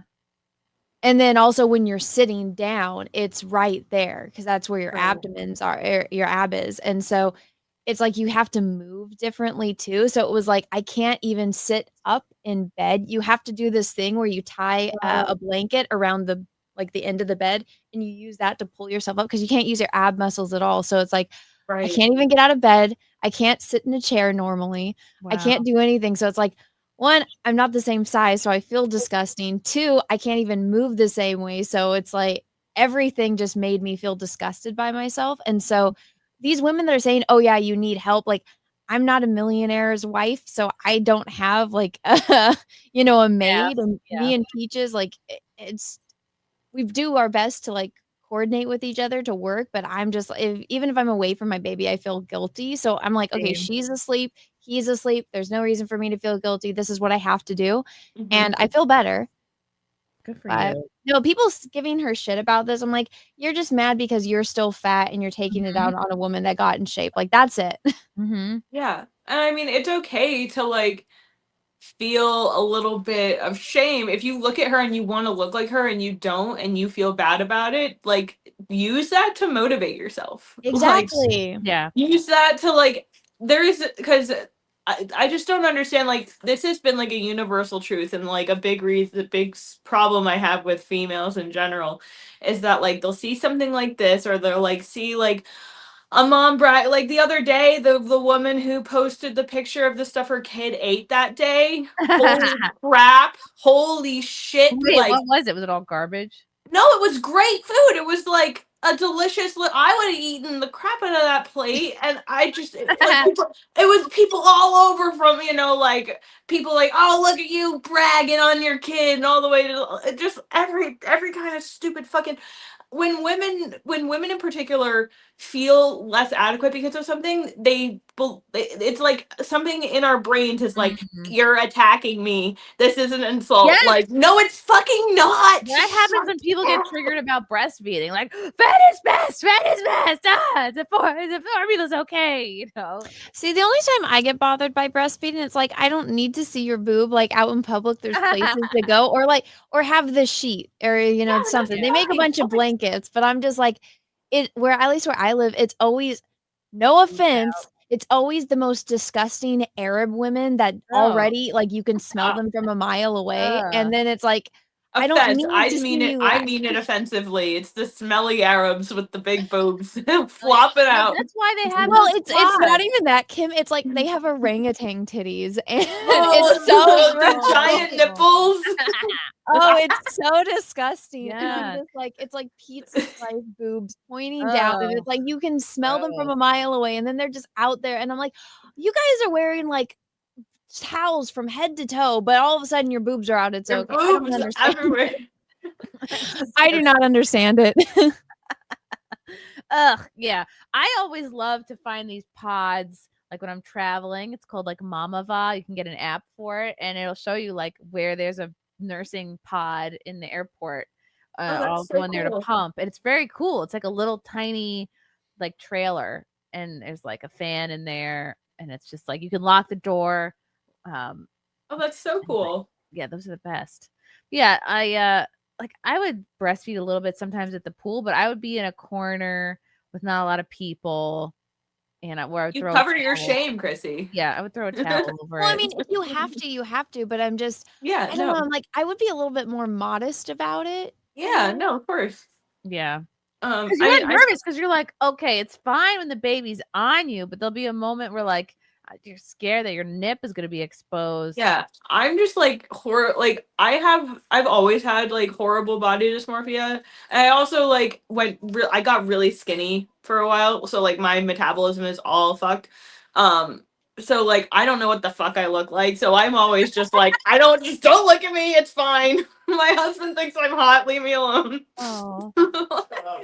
Post a picture. He just said, "Shut up, you're gorgeous." Oh. He's so wonderful. I don't give a shit if anybody else but him thinks I'm hot. That's the only thing I need. But yeah, I mean that doesn't mean that shame doesn't work. It definitely still. This is an interesting post. I had 3 babies in 5 years, and this is my body because I don't care right now.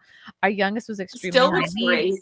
and the stress aged me more than going through a full term stillbirth. Glow up coming soon. It's okay to be chubby. And then this is just a post of like picture of like a woman looking regular.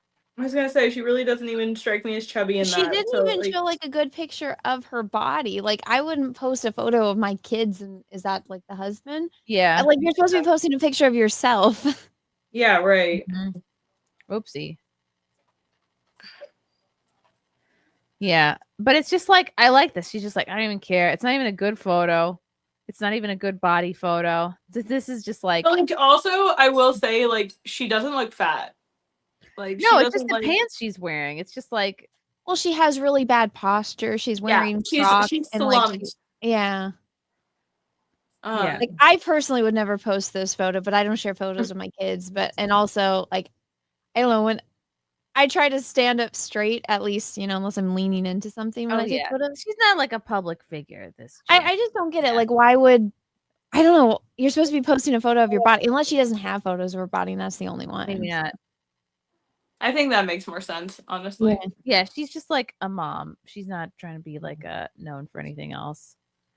This other person. It also might be the only body shot she feels comfortable enough to even like. Yeah, I like this. She's keeping it 100 with this photo. Good for her. I would never. I would be sucking it in. And then this other chick, if she was 350 pounds, she would have gotten 100K likes, and that's a conservative estimation. When a woman is actually hot and doing well, other women get mad. Yeah. You know, that's true, and I think because a lot of women are quick to like, oh, here's why I don't look like that. I don't have enough help. I don't make enough money. I don't like. It's like, well, okay, I don't Listen, have enough Planet help. Fitness is $10 a month. I know people don't like it because of the trans stuff, but it's $10 a month. Go when your husband and kids are sleeping. You can do it. You're welcome. It's true. Yeah, like I could honestly get one of those Pilates mat things and like set it up in your freaking living room. Also, I wouldn't even do that. You want to just drop weight fast, just uphill on the treadmill. Like that's what's gonna do it. Then again, $10 a month for Planet Fitness. I'm sure that there's other places wherever anybody lives, but you know, you can do it. I do like Planet Fitness because I don't really travel anymore, but when I was traveling all the time, I liked Planet Fitness Everywhere. because you can go anywhere. Waffles is not here. She never comes when I call her. And you know what? Also, okay, Marshall didn't want to stay either. He was like, no, you suck. Bye. and unfortunately, like not eating garbage is free. You know what I mean? Like not a lot of it is diet. It's definitely not free, but I hear what you're saying. Okay, I would say overall, probably shittier food is cheaper, but I don't think shittier food is cheaper. I think that is largely a myth. I think that good food goes bad faster, and people often waste it. But I don't think that's because I don't think it's more expensive to. That's why it's more expensive. They have stuff in it that makes you constantly crave more. Whereas if you have a steak, you're done, you're good. Yeah, you know, versus I don't know, like a McDonald's burger. It's like you're still hungry after they have those chemicals in it. Like snacks are expensive. Like you could spend $8 on blueberries or $8 on some snacks. So it's true. What else are people saying? Okay, I liked this post. Daughter of Wolves. I think she's better. Alicia, yeah. She earned her body and deserves every accolade out there. I'm honestly so tired of other moms making up every excuse in the book to not get healthy after pregnancy. They're not even valid excuses either. They're used to tearing fit moms down and minimize their accomplishments. And honestly, if you have kids, why on earth would you defend the notion that your own children destroyed you? What sane person behaves like that? Just take some ownership for once in your life and stop making everything about you and how you have it harder than everyone else. If you're miserable, do something about it. Stop making it everyone else's issue. Woo! Hell yeah. That's my best friend. Oh, I like her. She's awesome. It's so true. Like, it might, like, I know it's going to take me longer but it's like, it's slow and steady.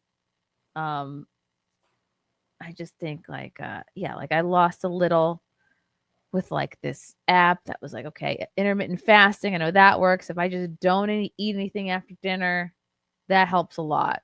Like if you just shut off the calories, your body's going to start eating your fat after a certain point. And so it's like, do that. And then like, don't have breakfast or have a really late breakfast. And then you have a nice fasting window. I only eat one meal a day. And if I do get hungry, I'll have like a small snack here and there. And I know this is probably not the healthiest thing. So I like to get, like the meat for sandwiches. Mm-hmm. And I take it and then I have sliced cheese and I break the cheese up and then I roll it in like the chicken meat or the salami and I eat that for my snack. That's delicious. That's super good. And it fills you up. You can have like 5 slices of like the meat. And then it's usually go through 1 slice of cheese. But that's what I do for my snacks. I'm inspired. Yes, and that's keto, and that's like no carbs. I know the thing that helped me, like I hold, especially because I always breastfeed, so my body, like I said, I also like hold on to fat in weird ways. But the thing that like helped me lose fat and lose weight faster especially after this third one than any of the other ones is like you had another baby? Yeah, I have 3. Oh, congratulations! Last time I saw you only had 2. Is it a boy or a girl? It's a girl. Oh, congratulations. Thank you. So Yeah. how old is she now? Like a year? She'll be a year in November. Oh my gosh. Mine's going to be a year in December. That's so funny. Oh my gosh. Yeah. Wait, we all had dragon babies. I love that. I love that. Wait, is she a Sag or a Scorpio? She's a Sag. Okay. That was mine. Yeah. Although, like, me and my husband and our son are all Scorpios. Wow, that's big Scorpio house. Mm-hmm. I think me and Chrissie are both Scorpios too. Oh yeah. Oh, the Scorpio cast. Scorpcast. We just lost every guy in the chat. Bye. Russell Hall for 2. Yes, the bikini is inappropriate and you should be naked. Then you'd see my scar, Russell. Russell Hall says women are supposed to have a seam down there. What?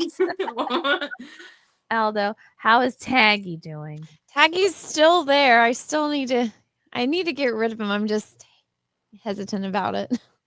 Yeah, enjoy Taggy while you can.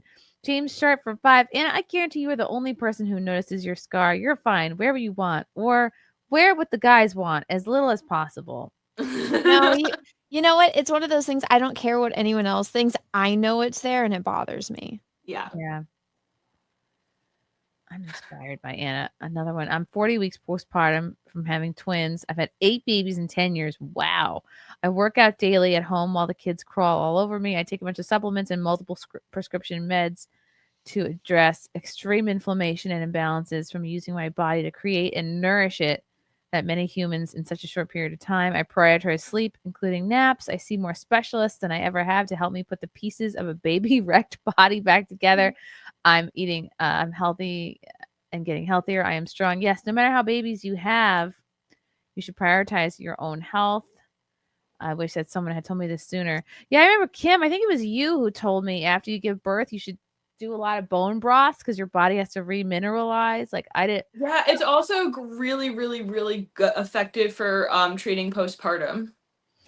Wow, I didn't get that at all. I didn't either. I feel like I don't know if it's because my husband was so proactive about the bone broth and every other thing. Like, I don't know. Like, I love bragging on my husband in general, but like he like postpartum was like a freaking champion. Like, yeah, I would say if anything, like it's probably the postpartum depression probably comes from women who are like, fuck, I gave birth 2 or 3 months ago and now I have to go back to my 9-to-5 job. yeah, I wonder how much postpartum depression is actually just that. Like, Yeah. I remember, like, I Or forget, not like, having a good partner. I saw like Right. a Reddit post that was like a girl that was like, I just watched my baby take his first steps on over like a daycare monitor, and I wanted to jump off a building for her. I would have quit like on the spot. You know what I mean? Like, Oh my god. oh my gosh! Like I mean, like, look, I'm not women shaming. This is the closest I'll come onto this show, at least, to women shaming, because I'll do that on my own platform if you want to watch that. But like, I just like I can't wrap my head around or understand women who are like, I have to work a job so that I can pay this other woman to raise my child for me. It's like, I don't understand. It just like so I said this to somebody earlier, like, these moments with your kids are not renewable sources. Like, money comes and goes, but like, you're never gonna get these years back. Like, you're not gonna like regret more time with your kid. Yeah, and I'm amazed every time I'm out like strolling the bean around. Everyone always says it goes by so fast. It goes by so fast, and I think the people that say that are the ones that are not present.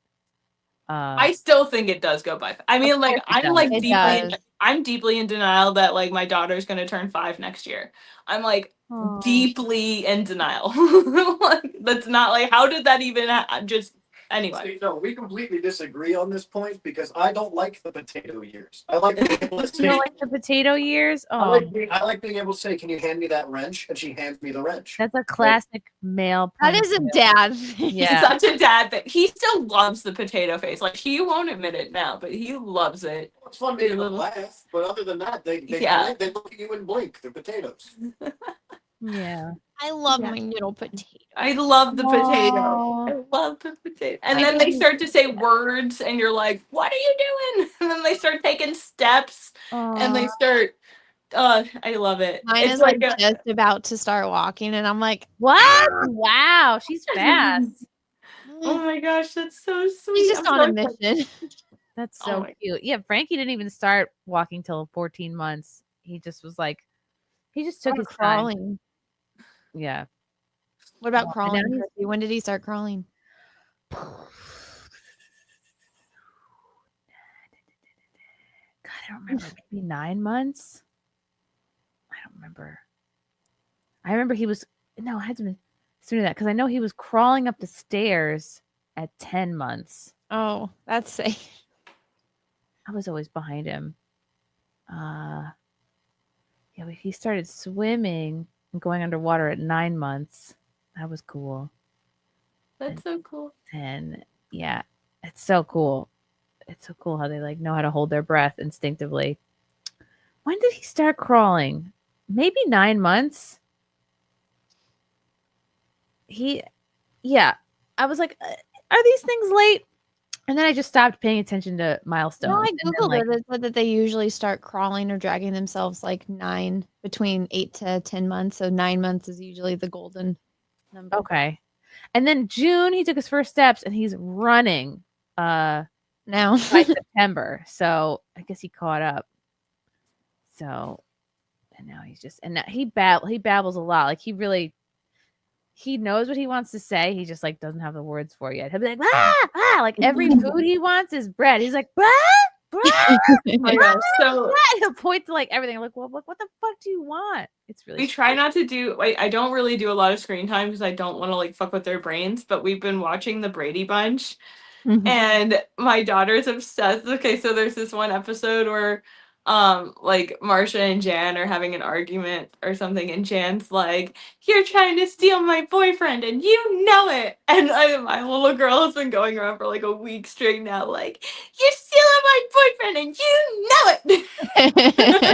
It's like, oh my god. It's like, such a little rug. Yeah, in contexts that have nothing to do with anything. With anything. Any reasonable logic. Like, anything that mildly displeases her.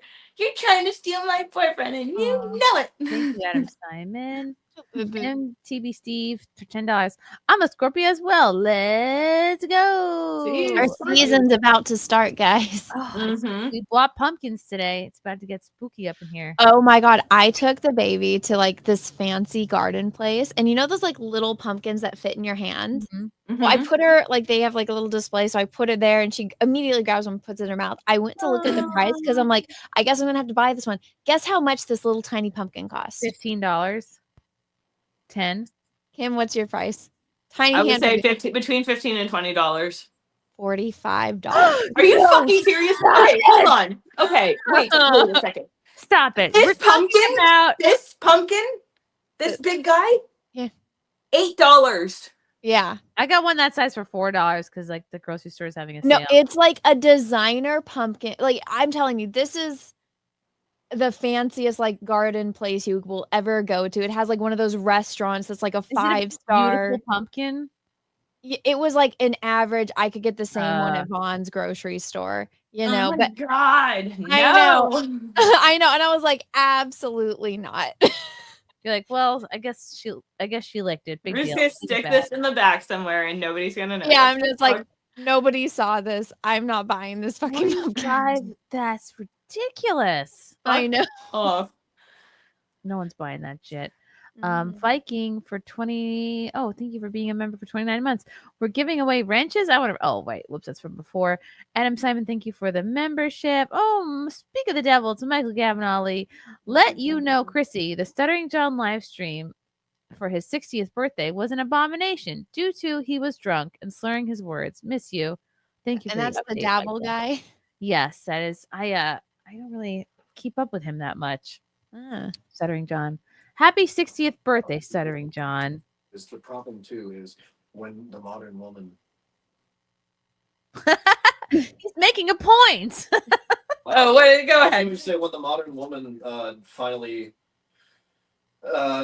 enters what would be considered postpartum, it's also the first time that the average woman in modern society is off of any sort of psychoactive drug or psycho-altering substance or hormone-altering substance for a very long period of time. And the process of pregnancy itself is hell on your hormones. So when you start to regulate back to normal, it's a new normal. And not only is it a new normal, but it's a new normal with more oxytocin and phenylethylamine than your brain's ever had before. Look at you. And smart. all of your nutrients are being sucked out through breastfeeding. So like your brain is starving at the same time that you're sleep deprived. And you're literally a new person than you were before you got pregnant. Mm-hmm. Like most women will give up smoking the occasional cigarette when they're drunk, or day drinking, or popping Xanax, or SSRIs, or whatever the fuck it is, smoking a lot of weed with your girlfriends, whatever the fuck it is. Most women will stop doing that when they get pregnant because, like, You're supposed to. because all of a sudden they care about something else more than they can care about themselves for the first time, really, really 100%. And now it's like the entire shift of your personality goes down this rabbit hole, and then by the time your brain restabilizes and your levels get back to normal, if you can picture like a soundboard, when your levels finally start to normalize again, they're normalizing at a level they've never normalized at before because you're not reaching for the same crutches. Now you're getting Cheerios out of your couch cushions, so it turns into a whole other thing. Dude, That's he my didn't piece take on it. one breath during that. Yeah. And I only got one lung. How about that? And he only has one working lung. Wow. It's true. It's I so would like to see your upsetting. husband and like Ben Shapiro debate on something. Oh my god! Actually, no. I like, he could annihilate Ben Shapiro. Was moving debris. How do you not know your body's gonna change? Like, how do you? I don't know. It's like, what do you think you would just went through the last 9 months? Well, like for the same kind of thing, like people not really thinking about it, like when typically when you have your first kid, there tends to be like for a lot of couples like an initial strain on the relationship because there is such a dynamic shift, because there needs to be so much attention for the baby at first. A lot of first time fathers will often report feeling like neglected or not you know, like they're kind of like losing or disassociating from their partner because like the baby obviously needs more attention, and like the conversation didn't happen beforehand of like how do you accommodate that, like how do you like navigate this new dynamic because it is so new and a lot of people don't. So there's just like a lot of little things like that. You know what that breaks go my into, heart is when I see counts of women saying like, "Oh, I just had a baby," or like, you know, you get 6 weeks is when you go to the doctor after you have a baby and they give you like your physical and then your go ahead to like start having sex again or something. Like, right.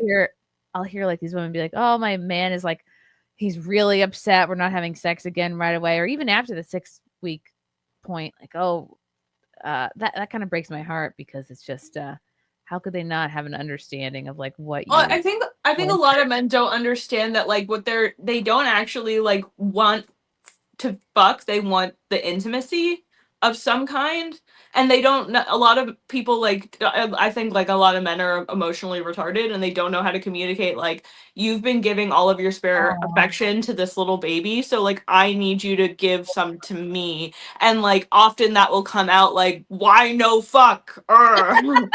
But like I think like underneath that is far more like, whoa, why no I think fuck? like I'm not saying like it Bad. would take over, but I think like it would be appeased by like I know for me and my husband, like I was like made really well, like I was like, really well aware of this. I follow a lot of like male influencers who like had kids, and like I read a lot about this, like so I knew I was like, okay, I'm gonna want to give a lot of the attention to a baby, but like what's like a meaningful thing that I can do with my husband every single day to like reconnect. How's he doing? Check in, have a moment of like intimacy, even if it's just like laying next to each other on the couch for 10 minutes before I get back up to feed the kid. Like, how do you feel?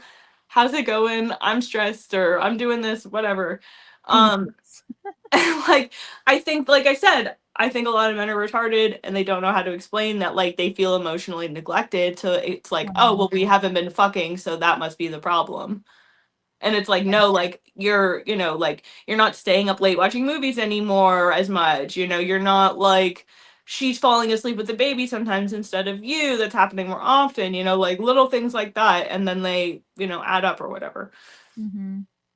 Or at least that's I'm not claiming to be I don't know it all, but that's just my observation.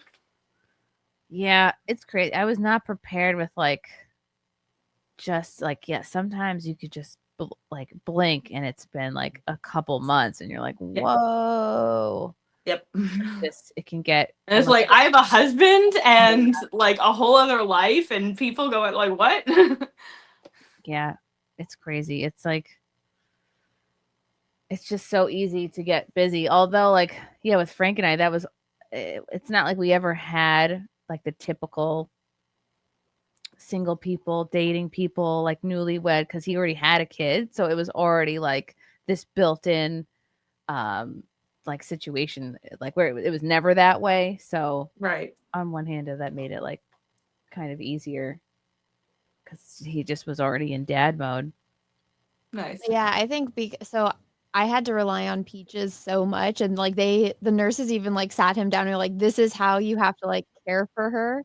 Because Aw. I can't like physically do things. Like I wasn't allowed to drive anywhere for. I think it 'Cause was you're a woman. yeah, that too. I think it was longer than 6 weeks because it's like you can't control your legs or like your muscles aren't healed yet. Oh, So wow. and then, well, they also say because where your the seatbelt hits you is where the scar is, and they said if you have to slam on the brake, that can, open it. Oh my god, that's like my It's awful. It's like all the things. So they like sat him down. But so with Peaches, like same with Chrissy, he already had a kid. But for those that don't know Peaches' situation, he had a one-night stand with a girl that was a lesbian looking for a green card and hit him up a month later. Saying, hey, remember me? And he's like, yeah. And she's like, oh, I'm pregnant. He's like, well, how do you know it's mine? She's like, you're the only guy I've slept with in 5 years. And he's like, all right. But he's a good guy. He's a good dad, or else obviously this wouldn't have worked out. But so he was really excited to get to do like, oh, I get a family now. Like I get to take the baby home from the hospital, and it's like this shared experience. Yeah. That's so sweet. And then, but also we had the baby like right before Christmas, so it's like his parents came down, and then my mom came down, and my dad came down, and then we already had plans for Christmas. So it was like we were so busy that I didn't really have time to like be really sad and then I was super sick and all that. So it was like we just look back at it and we're like, we were so busy. I think that kind of distracted from a lot of the stuff that I feel like would normally be like the thought of just having sex is like, I'm too fucking tired. Like both of us were like, the second we lay down, we're like, oh my God, we can sleep. Well, that's what I'm saying. Yeah. Like, not all intimacy is sex, right? Like, you can still like feel connected emotionally and all that other stuff by like just like passing out near each other. Like, Yeah. you know. As long as you're checking in, like, okay, it's been a minute, but like you're okay, I'm okay, we're okay, right? Okay, I love you. This is Yeah, you're the best, exactly. you know? Like I said, even if it's just like a couple minutes a day or whatever, because like people don't anticipate these little things, because like, you know, especially like for me and my husband, for example, like we've been best friends since we were 15, you know, like it's like, oh, like what's a kid gonna do? Like, oh, like alter my entire fucking life. Okay. Like, all right, this makes sense. We still gotta figure this out. Like, we can do that, no big deal. Yeah. Viking. We're giving away. Oh God, I keep bringing You that read up. that like Sorry. 5 really times. love that comment, Chris. Because I kept it. I was like, maybe I will give him a wrench. But now I'm so annoyed at myself for reading the comments so much. I'm just deleting it. Sorry. Next time. Yeah, that's interesting. I guess we're done talking about that. Oh, I had this one more too. See, this woman, it depends. And it depends how good of a shape you're in before you give birth too, right? Staying active during pregnancy helps a lot too, I will say. Because like I was living in like a it's like generous to call it a shoebox when I was pregnant with my son. And like I was the most sedentary of any pregnancy I had, and I was the biggest of any pregnancy I had with that one. Like, ugh. It's so easy if you're not moving. Yeah, I was amazed because I was doing my business expenses, and I gave birth April 10th, and I was like, whoa, like that. Just earlier that week, I was in the city doing my my show at Compound Media, and that's like, you know, the train in, then I would walk 20 minutes to the studio, 25 minutes, and I would walk back because I'm like, I don't want to take the subway. It's an easy enough walk to do. Yeah. And safer to walk. Yeah, I'm like, I'm just gonna walk. And then I remember like I finally, like in a very late month of pregnancy, I finally broke down and got a pair of slip-in sneakers, like the things that I thought were like, oh, I'm like I'm being lazy. Like comfy Girl, shoes. I'm How like dare mom shoes all day. Oh, yeah. I'm like, oh, And for with the longest socks? time, I didn't want to buy maternity clothes for the longest time. I was like, oh, until finally, Oh my like, gosh. and you're I like, just oh, you bought have to. giant dresses. I just like bought dresses that were gonna be 2 sizes too big, and that's like oh my god, nothing is easier than throwing a dress on. And that's what See, our that's what I parents thought, but I couldn't even did. wear dresses because I was going to doctor's appointments 4 days a week, and all of them they have to see my tummy, so it was all in shorts and long pants. skirt and the top. Yeah, but then there's no pockets. You can get I'm skirts not a with skirt pockets. person. I'm like either pants, shorts, or overalls. I really do like it overall. But sorry, Chrissy, we cut you off. What were you saying? What was I saying? You finally got their slip-in Something shoes. important. Oh yeah, I finally got slip-in shoes, and then because I had gained, like at my biggest before giving birth, I was 180 pounds. When I got married, I was like 135 or something. Best shape of my life. Yeah, 180. Woo, pretty big. And then gave birth, and I'm like, oh, I have plantar fasciitis, which is like, I think from being fat. Like people will say, oh, you don't have to be fat to get it. I know I got it from being fat, like bigger. Because when I lost like 20 pounds, it went away. So then the podiatrist was like, what are you doing wearing these slip-on sneakers? Like throw these away. These have no support. You got to get in. Then you got to put these friggin' insoles in your sneakers. Yeah. And then I'm like, no, I feel like an old person with insoles. Dr. Scholl's. Get used to it. And anyway. Oh, Derek, what the WTF am I listening to? I'm out. Gavin and oh, I'm sorry. I guess you're not a dad. Or a person who knows a mom. It's called SimpCast. It's girls talking about stuff. What do you expect? I'm sorry, there's 3 moms on here. This is not an airport, sir. You do not need to announce your departure. It's like, excuse me, what are your guys' opinions on the nuclear power plants getting shut down in France? Yeah, you know? because you want jerk off instructions. Would that make you happy, sir? Would you like us to talk about hand jobs? Okay, sneakers, rap music. How old can I sound? This Bad Bunny fella. Do you want to talk about Bad Bunny? I couldn't give 2 shits about Bad Bunny, but listen, everyone's giving him shit. I want to say this. None of you mofos have heard his SpongeBob song. No, I haven't. Is it good? It's amazing. He has an amazing... I've been Bad Bunny SpongeBob. It is the best song ever. Can you sing it for me? No, I can't sing it. But like that's the only way we won't get a copyright strike. So like, yeah, come on, take one for the team. Time. Everyone on your own time, go listen to the Bad Bunny SpongeBob song. It is awesome. I rolled in that one on that. I will say this. I know there's a lot of controversy over him. I feel like a lot of people haven't heard his music. I mean, his concerts are impossible to get tickets to when he's a hit. And I mean, everyone that I know is really excited about it. And the little Tinks people like him, don't they?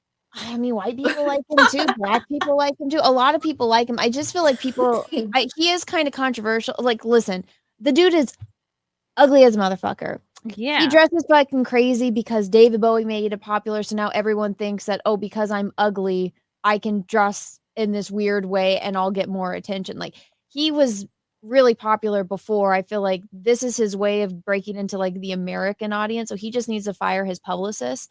But he's actually very good. And you don't have to know Spanish to listen to his music and enjoy it. But good. I refuse to learn Spanish. I mean, I studied it in high school and college, but don't make me feel like I have to. Let's see. What does he say? This is a clip of him from... He doesn't speak English. English. All this drama is like fabricated. I think they're just drumming up this drama so more people watch the halftime show. Yeah, definitely. De todo, demostrando que nuestra huella y nuestra aportación en este país nadie nunca la podrá sacar ni borrar. English. I definitely sent you one with subtitles. We have a Mexican in the chat. If you didn't understand what I just said, oh, he learned English. You have 4 months to learn. We have a great logro de... No. You have 4 months to learn. Listen, nobody. I know they do music in English. Nobody needed to understand Enrique Iglesias. Nobody needed to understand Mark Anthony. Their music is good and it's fun to I don't think it's really the best idea for the halftime show, but he is one of the most popular artists right now, and he honestly is probably the least woke. I still think it's retarded that they didn't go with Taylor Swift. Yeah. Like that is just why. Why have I you not just, put like- Taylor Swift yet? I so aggressively don't care. I can't like I can't name for you a single halftime show that I've watched in the last 10 years. And like of course I'm on social media, so like I see the clips that are playing, but like you can like what hackers go for it, but like I've never so much as like looked up a fucking clip from these. I don't care. I don't know who's playing. I don't watch the footballs. I don't give a shit about the Listen, football. nobody is watching the Super Bowl for the footballs. Well, that's that's the thing. We were talking about this at War Boy Studios. All the boys were like, the guys are watching it for the game, and the girls are watching it for the commercials and the halftime show. Yeah. Yep, that's true. Who's even going to be in the Super Bowl this year? Do we know yet? I don't fucking care. I know, I don't care either. I think the closest I came. Oh, yeah, actually, this is the funniest. Real? Let me get it for you, Chrissy, because it's so funny. Let's see who's in it. I literally had to Google who's in the Super Bowl. Do they even know yet? Okay, the Chiefs and the Eagles. Wow. Really? Okay, so again, it's Taylor Swift's fiance. So we don't get Taylor Swift. Are you kidding me? That's crazy. That's why you don't get Taylor Swift. That's way too obvious. Because do you like that? You know what? You know what? Scream about that. She's already gonna be there, so they can get another audience watching. They already got the Swifties watching. Okay. They're gonna be watching her in the VIP booth. Now they got to get the Latinx. You gonna make her work at her boyfriend's game? Yes. Get on. Okay. Fiance, whatever. I put this reel in the private chat. It's the last link that I posted, the Instagram one. It is funny. I don't know if you should play the music or not, but it's so true. So it says, my husband, you don't know anything about football. Me. Wife left him for a jiu-jitsu instructor. Taylor Swift's fiance. Whole fam always in jail. These guys. His brother was on The Bachelor. Ball. Kicker. That's so funny. See? That's we all know a lot about football, guys. What is the song for this? Oh, okay. Oh my God. Yes. I have no idea who these people are. I only know the running back guy from the 49ers because I follow his wife because she used to be Miss Universe. See? Oh my gosh. It's so true. Aldo Casabona, 4 months to learn. I don't know what that means, but thank you. That's about the Bad Bunny saying it. Oh. 4 months to learn. Hagasaurus Rex for $1.99. Ugh. Ugh. Me want fuck and sandwich. Oh my gosh. She's here, guys. You know her. You love her. It's Scarlett Hampton. Oh my gosh. Hey, what's up? Hi, everybody. I'm Scarlett. Hey, Scarlett. Hi. Scarlett, you're back in New York. I guess it's New York. Yeah, it's everything. Oh, you're back on the East Coast. Oh, yeah. I mean, yeah, it's nice out here. There's like a lot of like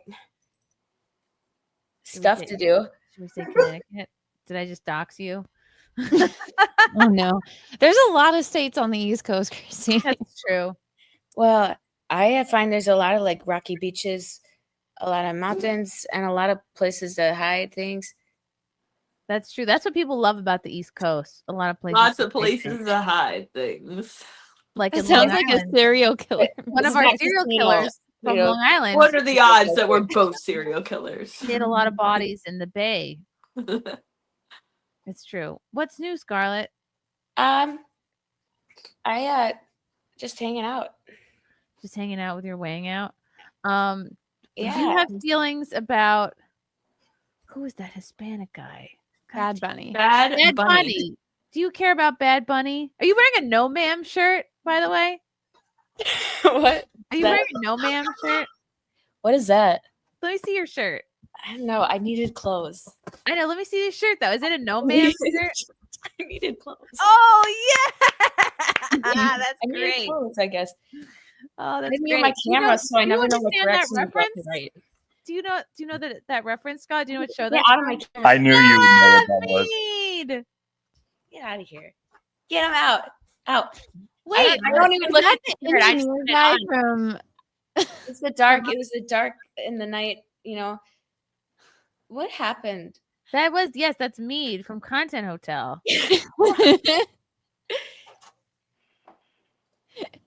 Mead, are you there? He's alive. He scampered away. Yeah. Oh, yeah. Bring Mead on. The chat wants to see Mead. Oh yeah. I mean, I just found out he likes to collect these antique things.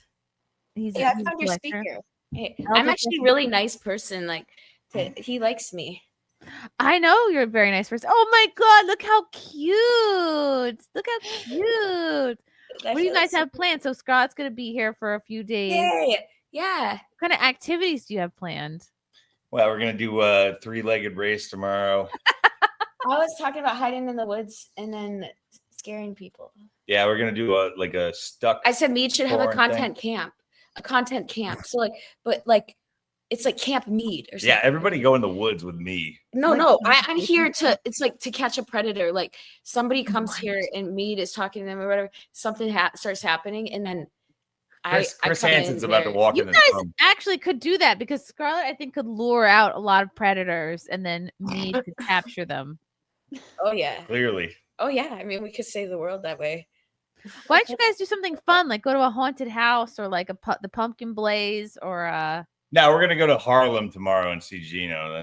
That's a bit of a haunted house, I guess. Gino's place. I heard Harlem went from being a black neighborhood to a gay neighborhood. Is that true? Is it? Gino's gay, yeah.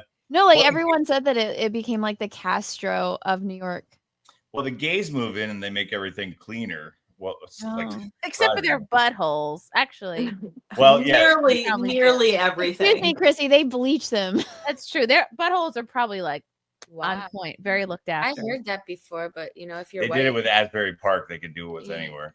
why do they say do that? Why do people want to do that? You're white. If you have white butthole, you're lucky. You know, just don't need white is right. Take care of your buttholes. It's true. That's right. Oh my goodness. Maybe that's something I'll do for Frank. I'll bleach my butthole and I'll be like, Yes. surprise, check it out. Valentine's Day. Yeah. All right, have fun, guys. Oh, by me. He's got to go hide himself. He doesn't have anything to do. He's just No, he does. he's cooking you He spaghetti. runs away from me. Yeah, he cooks. He's a really good guy. He has little hens out there and little chickens. He has He's chickens. like, this one is abroad. Did you pet I'm the like, chickens? Pet them. I told him I wanted to go in the coop and live there.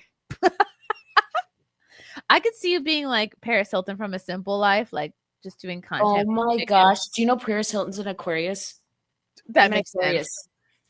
And then so is What does that mean? I'm sorry. he's a Scorpio. You know, like how we're Scorpios, she's an Aquarius. No, I was being an asshole. I know she's Aquarius, so she like so maybe she appears to be flighty and not Air sign. I think that means I'm like dumb. You know, I went to the same summer school as Paris Hilton, and What?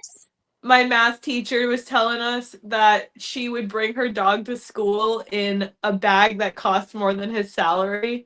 And like, so you can only, it was the Beekman school in like the East 50s in Manhattan, and like you were only allowed to miss like 3 days of school before they kicked you out, and apparently she missed that in like the first week of school. Wow, I keep Or forgetting just you like went to school in Manhattan. Her dog ran away though. Like she offered money for someone to find it. Like she had to buy her dog and then buy it again. That's wasn't really that funny. like the bling ring thing? Like they kidnapped her dog. It's like that song "Get Free." I don't know anywhere near anything about her. That's all I know is from what my old math teacher told, like the shit he used to talk about her. And I thought it was really funny, and it was a really easy way to get him to not do any math for the day, just to like get him start talking about Paris Hilton. Can I ask a question to the pumpkin thing? So, like, are you gonna carve them? When are you gonna take the top off and like? Okay, so I have a bunch. Okay, You grow so them? there's this. I'm not going to dox myself again, but there's a market nearby here. They get amazing pumpkins. They have all sorts of awesome pumpkins, and the big ones are only $8. So I went a little bit crazy, and I got a lot of pumpkins, and I also got like is a lot. So I in went my out- immediate line of sight right now. I think I see like 5 or 6, and I know there's a Wow, bunch. that's awesome! outside. It's like you got a whole like fleet of pumpkins there. I do, and I'm just talking about the orange ones. I have a bunch of the like little white ones. You know what I'm talking Oh about? yeah, Like, they hold up longer. they're so cute too, and I want to paint them. I have They're so so many. cute. Aspects. And Yeah, they don't rot for months. You know, Mhm. it takes a while, That's and then true. and that also what's cool is mead grows stuff outside, all kinds of food. Yeah. And then I tried eating it. I ate it, and then I it's tomato stuff. The nightshade fruit, you know, those tomatoes are good. Ooh. Like, and then he starts cutting off the mold. He's like, "This one has mold." I eat it. I don't look at it. He's like, "I'm trying to protect you." He's like kind of like Chrissy said, he's the adult. He is the daddy. Is I he like this. supervising I like the this stream right now? Is relationship. that what's happening? That's what it seems I like this because it forces He's me so to be the sweet. dad, and he He's has to sweet. be the adult. And then I'm the one. I'm saying we're gonna find some sick FKing movies, and then we talk music and listen to music and My Morning Jacket. We both love My Morning Jacket. It's great, Ooh. and they just have like amazing music. And then like old movies, like 80s. Like I like the 80s movies. Like you go on Tubi and you go find some really sick stuff, and then you're like, what is I watching? And it's like, damn, this is brilliant. Can I buy this on DVD? Frank and I just watched Arthur the other day, like the original one. I forget the guy's name, but it was such a funny movie. Dudley Moore. No one can hear I talk and he purposely I can't hear you, and he's in the same room that I talk in that he can hear me in. Now he can hear you in, and It was so he funny. does this It was a great movie. It's on purpose. He actually he's great. At the content house, though, he gave me the mic. You gave me the mic. I was talking off mic, and then he's holding a mic in my face, like, get on a mic. And then I had multiple people holding mics in my face to talk. It's like, I don't know, but I get in these moods, and then, that's what I kind of told him. I mean, it's kind of like, I'm like I'm the Gino to his Keanu. Oh, okay. Talks. Keanu is like a talker and a listener, and then I'm an interrupter, but I think I'm autistic. What makes you I told my mom, I said, "Mom, why did you tell me I was sick?" I said, "Mom, it's great." I said, "Mom, this is why I wasn't sick." And actually me going in the playhouse, me playing Nazi games on playground, me doing some really weird stuff outside, going collecting things. I wasn't like dumb. Why do you think you're autistic? Because lots of times I interrupt people, and I'm not doing it to be rude, and I actually feel really bad about it. I actually just didn't grow up like in a very social environment. I was like very isolated. Oh, I wouldn't say that makes you autistic, because by that, like Cecil would be severely autistic. It was kind of like there was multiple things that it corresponded to. Like some of it was you blame yourself for things that happen, and then you kind of you feel like a responsibility to always take it to heart when something happens. That's not an autism thing. That's just I think you just had a rough go of it. Wait, no, I downloaded the document, and I think I just started that last thing. I don't really know I said that. I don't know. But then anyways, it's good to be sensitive. I mean, Paris Hilton was sensitive when Sarah Silverman called her, "Hey, Paris Hilton's going to jail this week." It's true. And Paris Hilton, she's an Aquarius. She got sensitive about it. But honestly, then Sarah Silverman, "I'm sorry, Paris. I'm sorry." It's like Paris Hilton was like, "No, I went to jail. I owned it." Aldo Casabona says, "Kiss, kiss, kiss." Anyway, Scarlett, you look okay. Well, thanks. Like, you know what? I told him I looked like a trashy dog that he adopted in the street, and that's not how that happened. I was I see you're like a doodle. No, I'm happy. You know what? I did the right thing, and I did the right thing for myself. You got to do the right thing for yourself and for who you are, and not for what you feel like you have to be okay and accepted by people. True. Like I like to make people laugh, and then like if they see value in me as a person for doing things like that, and not really just what I've been identified in. Yeah. Viking for Also, 5. also, I own that too, but it doesn't have to be like who you are for the rest of your when life. you find people that really respect you for that, or see you in that way, in a good way. All right, guys. Okay, so my husband and I actually watch a horror movie every night for October. Every night for October. So, I'm gonna hop off and go snuggle up and watch it's horror night time. Love the time, but I had to do some SimpCasting. I love coming on the panel, and it was lovely to see both of you guys. And I can't believe you had another baby. I know it's like wow, baby. Oh my, she has. Yeah, I have three babies. That's so cute. And, you know, that's really cool. And you're celebrating Halloween, and like Halloween's great. Oh yeah, no, I'm a big Halloween person. We're finally almost done painting, so I can like do decorations just how I want them to, and I'm going crazy detailed with it. Actually, here, wait, bonus before I go, I'm just gonna turn the camera off really quick while I run outside and we could see that the decorations. Okay, yes, take us out. Vikings and Stella and Mead are very cute together. Stancil is jealous. Oh yeah, I bet. But you know, I thought I was a family dog. I'm the dog. Stancil is like Mead's best friend, like lifelong best friend. He also was at Content I'm a family dog. He's super funny. Russell, he's awesome. He's retarded. It's different from autism. Hey, retarded is different from autism. Aldo says, you gotta say my last SC with a Latinx accent. South Carolina? Oh, last super chat.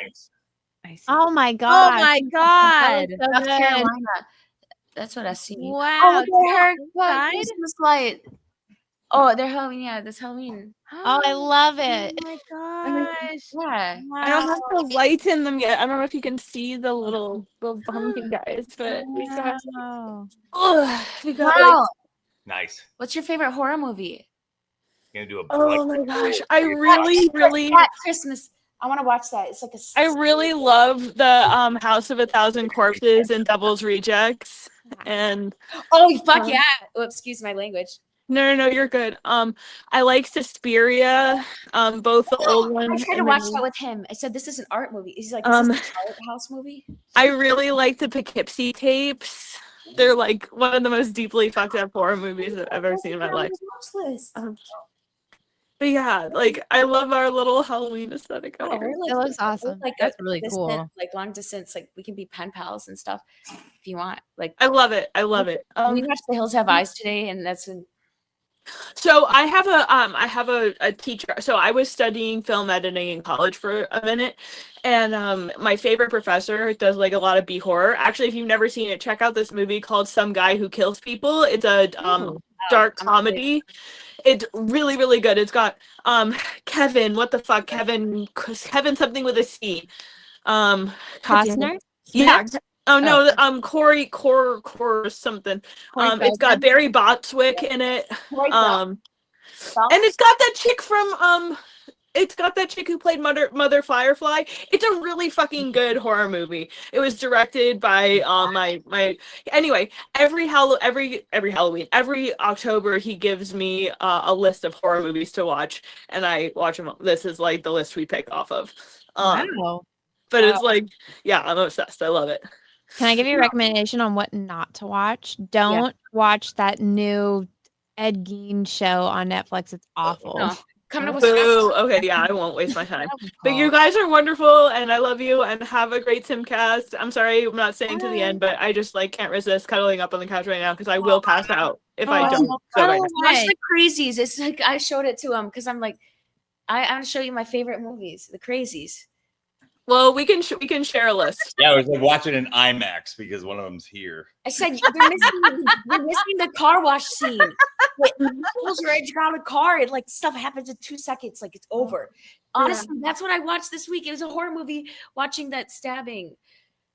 That Megyn Kelly put that out there, and I'm glad she did that. That was I know, and it happened in August. It happened a while ago, but it made me just sad. I couldn't leave the house. I didn't look. Well, I wasn't at his house. I was just at my house.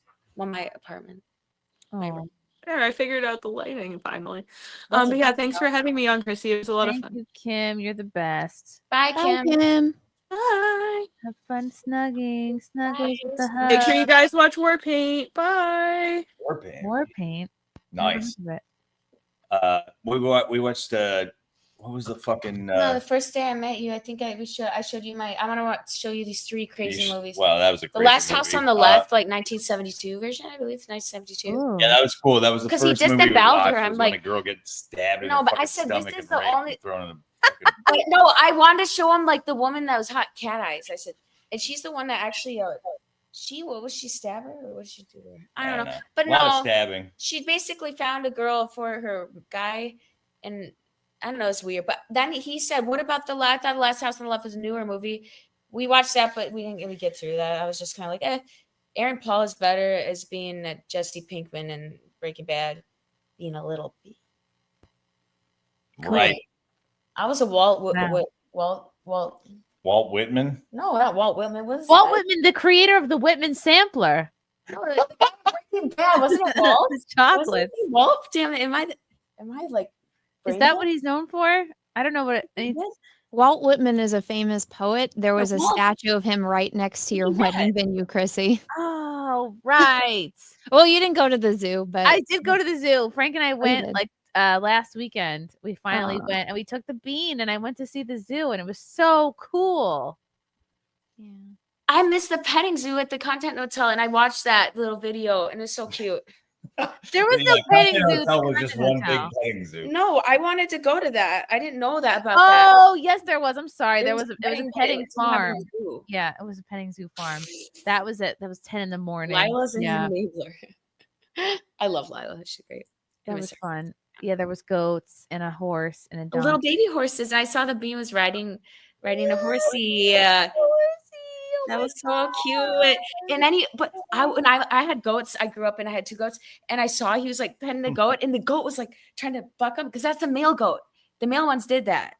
The female ones he were was actually sticking the nice. grass through the fence. Yeah, he was like had no fear. He was like, And I was "Oh, actually it's scared. I'm grass." like, oh no, because the goats will eat from hands. Cows are actually really.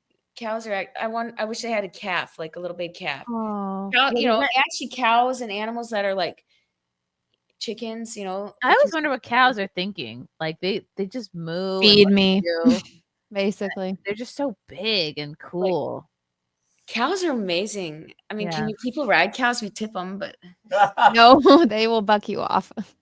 They seem sassy. Like I don't know. They're mysterious, amazing. these cows. I grew up with, and we had some cows but I was a baby at the time. But my dad grew up on a dairy farm in Wisconsin, and they, the cows are happy cows. Oh, they're happy cows. That's cute. What was Chickens, on the the other other thing? hand, You told me the brown ones taste better. They do. They're the beef cows. Yeah, I guess so. No, I like dairy cows taste better than beef cows. So if you get like a Jersey cow, that one, in my opinion, tastes much better. I've had a couple of those. No, that's like a cows.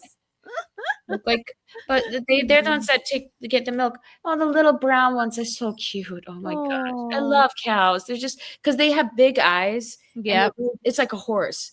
They're like very gentle. do. Deer. They have horse eyes. The only animal I don't mind like getting rid of is some Canadian geese. Anything Canadian I could do without. Yeah, the wildfires in the air, the externalities is a negative externality. I think I remember that word.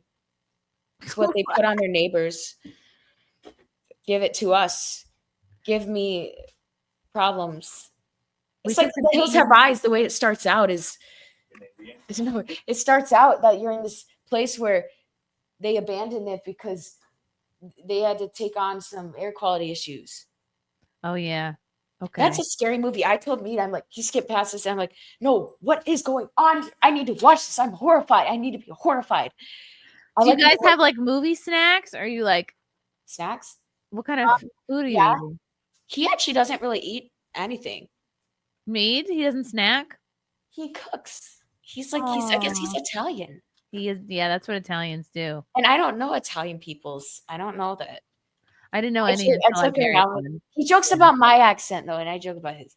Oh. Yeah. But you have no, a no. cheese accent.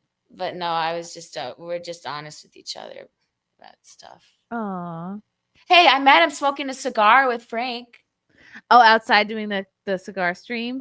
Well, no, the first night when I had a breakdown. Oh yes, And then I was just remember with that. Frank, and they're really chill. And then I was with you for a bit, and then after that, I was like, you know what? Like, why am I crying right now? I'm with all these good people, and like, I just I've always liked being part of anything like you're doing that you invite me on, and then I just I was only maybe feeling like because I couldn't tell the person I was with because they didn't like me doing it, and yeah, they're out of my picture. You broke up with him, so you didn't tell Yeah, your ex he also that you had were- issues telling me like I couldn't have friends. Yeah, it seemed like he had a lot of issues with like. Yeah, and the thing a lot of about it things is in it's your like life. I was always honest, and then you don't swear at my friends and you don't call my friends out. When that happens, you call out my friends. When I walk away, I'm done.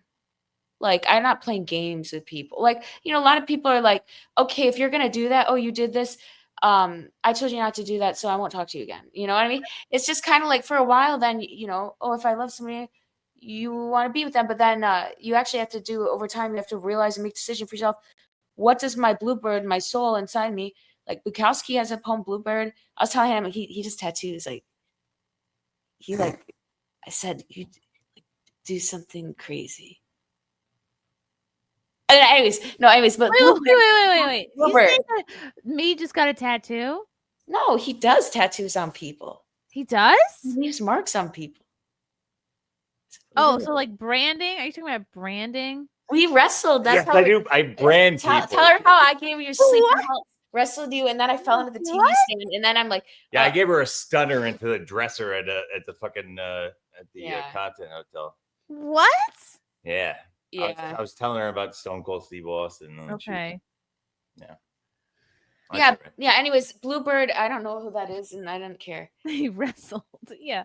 And then Bluebird by Bukowski, it's like there's a bluebird in my heart that wants to get out, but I won't let it. I say, stay in there. You're gonna ruin my book sales in Europe, and you're gonna ruin the way people think of me. You're going to, but then that is your like child that's how you grew up. You grew up with that, and then it's like Pink Floyd, Another Brick in the Wall. You are. That's what liberals do. They brainwashed in a way where it's like you are taught this is what you need to believe. This is education, and this is what's going to make you successful. And then that kind of stuff to me, it's you have to actually find it within, and it's always been there. Like you're given a gifts of individuality and uniqueness that everybody is different in that way on the inside. So to people that judge you by what happens outside in are people that do not see truth and authentic. They like when you listen to music, if you listen to the lyrics and you feel something from the music, that means that you can understand something that can be told to people and they just dance, and then you can be affected by it. Yeah, it's like another language. Yeah. Hell yes. He likes music. He's a musician. Yeah, he plays the guitar, right?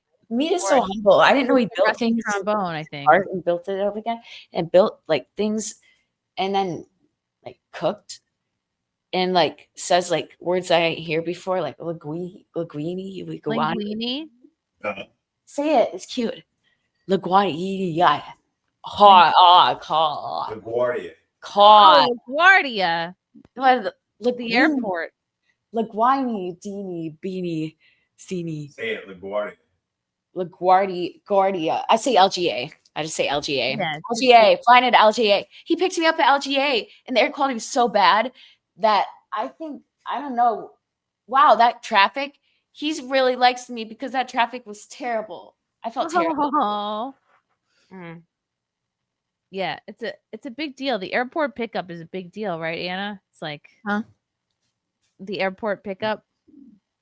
I mean, I lived in San Francisco, so there's just BART, and then ever since we've been together, the airport's right there. So I don't know. Okay. LAX is if terrible. you have an airport that's far away, like an hour. I think maybe it was like a big deal getting my parents to take me when I lived like 2 hours from any airport, but that was a long time ago. Mm-hmm. Well, don't you guys not like LAX? I don't think anyone likes LAX. Did you get outside and all of a sudden you're hit with this been like once or twice? This fear, or you got to get out of here because nobody's getting taken out or taken away, and they're just camped out there on the street. So there's a song, "Nobody Walks in LA," walking in LA, walking in LA. Nobody walks in LA, and I walked in LA, and look what happened. I was living in LA. Weird. I walked. I took public transportation. That's why I walked around like where the Comedy Store is in this hotel that I stayed at, which is next to the Comedy Store. What the hell is it called? I forget. Yeah, and if you pay taxes in multiple states for working, then it's just kind of like you have a right to walk on the sidewalk that's built there, so you can go to a park. You can go to a park. You have the right to. That's the only city I haven't felt safe in is LA. Oh yeah. Well, I can walk in New York, ride a subway, and New York, you feel okay. That's good. But don't Chicago. Don't go out of your way to go there. No. New York, Google. Girl seems like a very sweet girl. Woo woo. You're right. That song "Doo Doo Heartbreaker," Heartbreaker with 244s. Is that Montana Love? Anna. But yeah, I also was going to mention before that people were giving you shit when you were doing Princess Leia cosplay, Slave Leia. Oh, at Comic-Con, I know. Amazing. That was your friend, Chrissy. Who? Mersh. He's not my friend. I met him on podcast. He has a crazy grudge against me because I called him a 4 once, and hasn't stopped shitting on me since. Chrissy. Like goes out of his way to be nasty. We are okay. See, I just knew him because you brought him on SimpCast, and I got shit because I ignored him because I didn't think it was funny. And then so I was just like, okay, so we were on a stream like 4 years ago, and I ignored you, and now you want to call me old and fat for wearing a cosplay. You in a friggin' costume. He called you that? Yeah, well, he said also, something by the way, about... you're really pretty blonde. I saw a picture of you with like blonde wig. Oh, Android, thank you. Yeah, that looked like you're gorgeous. So, yeah, just like an unprovoked attack. I just have no patience for somebody like that. Well, Chrissy, he's actually like. So I watched a Motley Crue documentary, and the point was the woman was like, they hang out and have parties with models and like other people, and then the P word with the corn. So then he actually made a video after Content Hotel. He's like, Chrissy wanted, like, this is probably the words because I found it like, but this isn't funny, but you got it wrong. He's like, Chrissy wants to go have White Claws by the pool with the corn word. Stars plural. Who said that?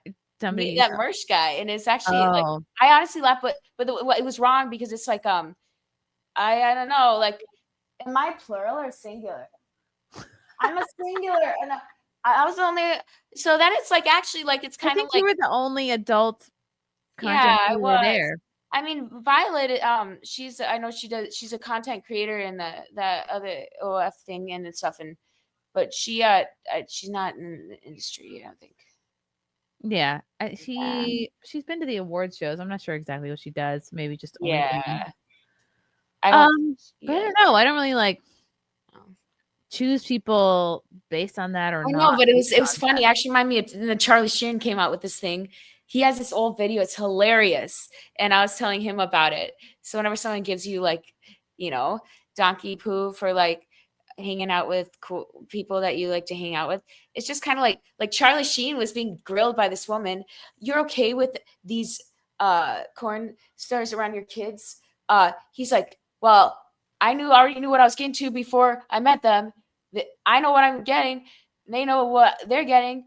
And it's like on or whatever. Oh, I'm good at what I do and they're good at what they do. And it's like on. He's awesome. That was that Tiger Blood interview. Right? Okay. Yeah, I think that. Yeah. But I was watching that like a year and a half ago and I'm like, yeah, that's just cool. getting back to the merch thing, like I don't understand where the vitriol comes from, because I had him on my Compound Media show a couple years ago, and he did it with his co-host. Like, fully enjoyed being there. We went to Sullivan's after, like, had drinks, hung out, and then I found out like later that he had some beef with Anthony Cumia. I don't fully understand what that's about, but apparently he has beef with everyone, because once he attacked me, everyone came out and was like, Medicare did a documentary on him, destroying him. Here's all these things. He's like he's got some eye problems, so his eyes are like cross-eyed. He's that's our fault, I guess. He's super fat and balding and miserable, so he likes to take it out on women that he could never even speak to in public. So that is what But I he learned. did speak to me in public, and we were cool, and he went out of his way to not be cool with me. I don't understand. Chrissie, like he made a video that said Chrissie Mayr is a horrible friend. And there's a picture of me and you on it. He's like, really? She puts this girl out there and and honestly, you're not a horrible friend. Like, you really helped me so much and like actually treat me to like myself and value myself and have a voice. And then be able to like you're just there for me, and then you introduce me to really good people that are good for me, and I feel safe. Oh, so it's like, but I think he was just trying to be funny, and but honestly, I like that I'm somebody else's clickbait. That's kind of a compliment. yeah. I know. I'm sorry, Anna. I called out the Jack Show. I know, I said some things about the Jack Show, but like honestly, in the end, I'm not upset about anything. I just I'm really not upset about it. I want to make people laugh, and if I make somebody laugh by being myself, and sometimes I'm a little weird, I'm a little different. Listen, I think the whole time we were just rooting for Cigar Guy. I know, and I think he was really I into Lauren, and that poor guy got shut down. Oh yeah, I know, and I hugged him, but I was actually just like, genuinely, I think I had a few drinks. No, No, but like me was there, right? I was sat in his lap. That's how I treated him like furniture. Like the moment was, though, what happened is there was a fight. There were a couple fights, and there was a misunderstanding, which shouldn't have been a fight. None of it involved actually the people part of the Content Hotel, but there was a misunderstanding between what was happening outside of it, and then there was just like some different misunderstandings. Yeah. But in the end, everybody became really close friends, and I like. Are you and Lauren good? Oh yeah. See, Lauren and I needed Lauren. So Lauren, no poker face, Scarlett. well, so we're Mary Jane. Aw. Well, like, okay, so I want to clear up something that said. So I noticed I did go back and watch some stuff, and I noticed that there was a part where she came in and said, "Did you see the fight between Lauren and Scarlett?" And me and Lauren took that outside, and there was no understanding. Like, I just told her I don't want to talk about industry, and I don't want to make it something that is, I'm trying to promote something, and I'm not trying to, I didn't come there to talk about that. And but when she called me out, like it wasn't nice, because she was looking at her phone the whole time, looking at these live chats and stuff, and then I wasn't.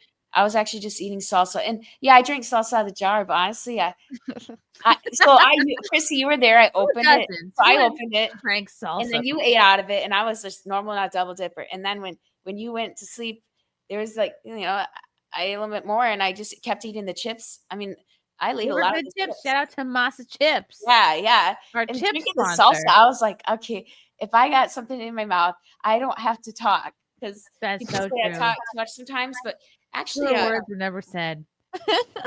that's why I like Gino, because I told Matt, I'm like, because Matt went on his thing, and then Gino talks a lot, and then I'm like, well, look, that's why everybody gets along because everybody's different, and then there's people that like bond in different ways with people, but everybody like you can be different but you're not different in a way where you're not hurting anybody, and if you're not hurting yourself and you're having fun, you're not trying to be bitter about anybody. And Lauren and I made up, because at the end, like, I realized she came in our room, my room, but Mead was in there with me, but we were just hanging out. He's helping me pack.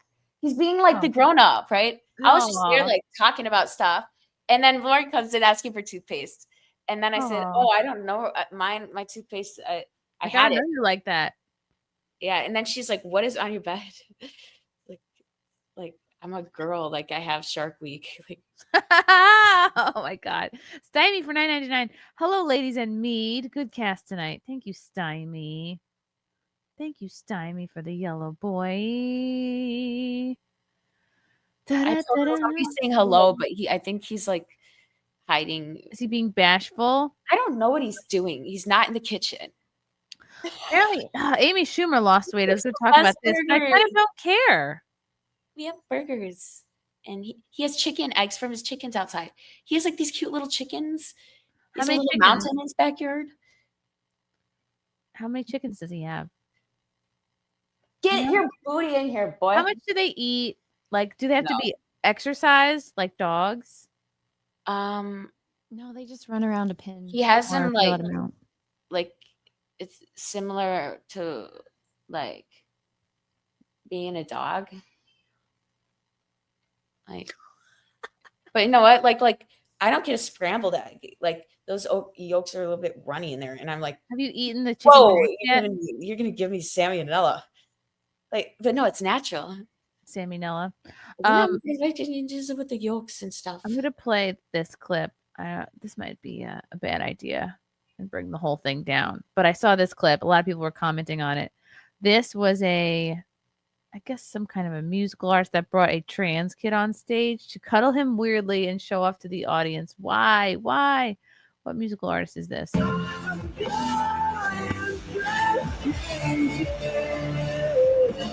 is a little boy in a skirt.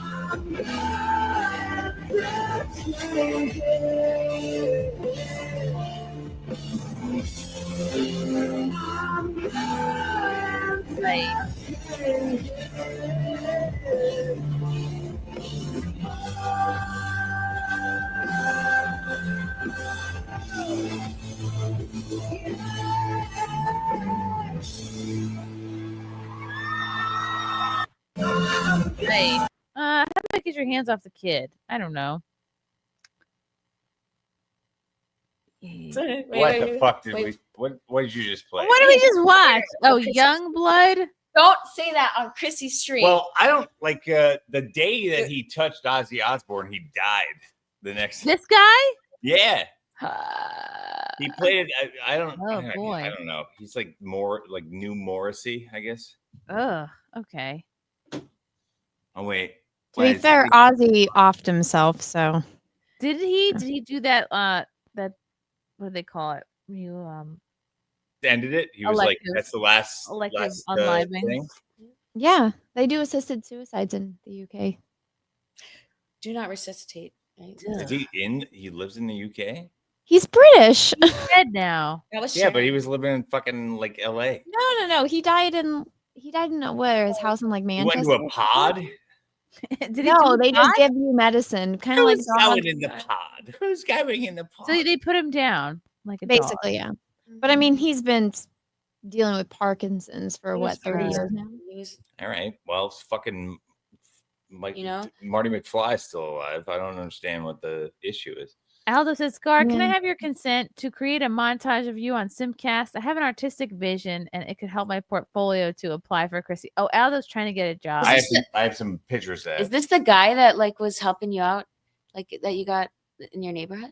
No, Oh, he's okay. trying to That's take Matt, he's the best that's fucking Matt. producer in the He's world. trying to take Matt's job. I don't even know where Aldo lives. I don't even know. I don't know what I can do for him. Hi, Aldo. We don't know you, and like, there's a show called like Catfish, but like it's not that show. I don't We're hate trying to Aldo. create I'm to just catch Predator, but sensitive in about Moscow, him. well, it might be really cool. So he wants a montage. I don't know what that word means. Let's make a montage of you.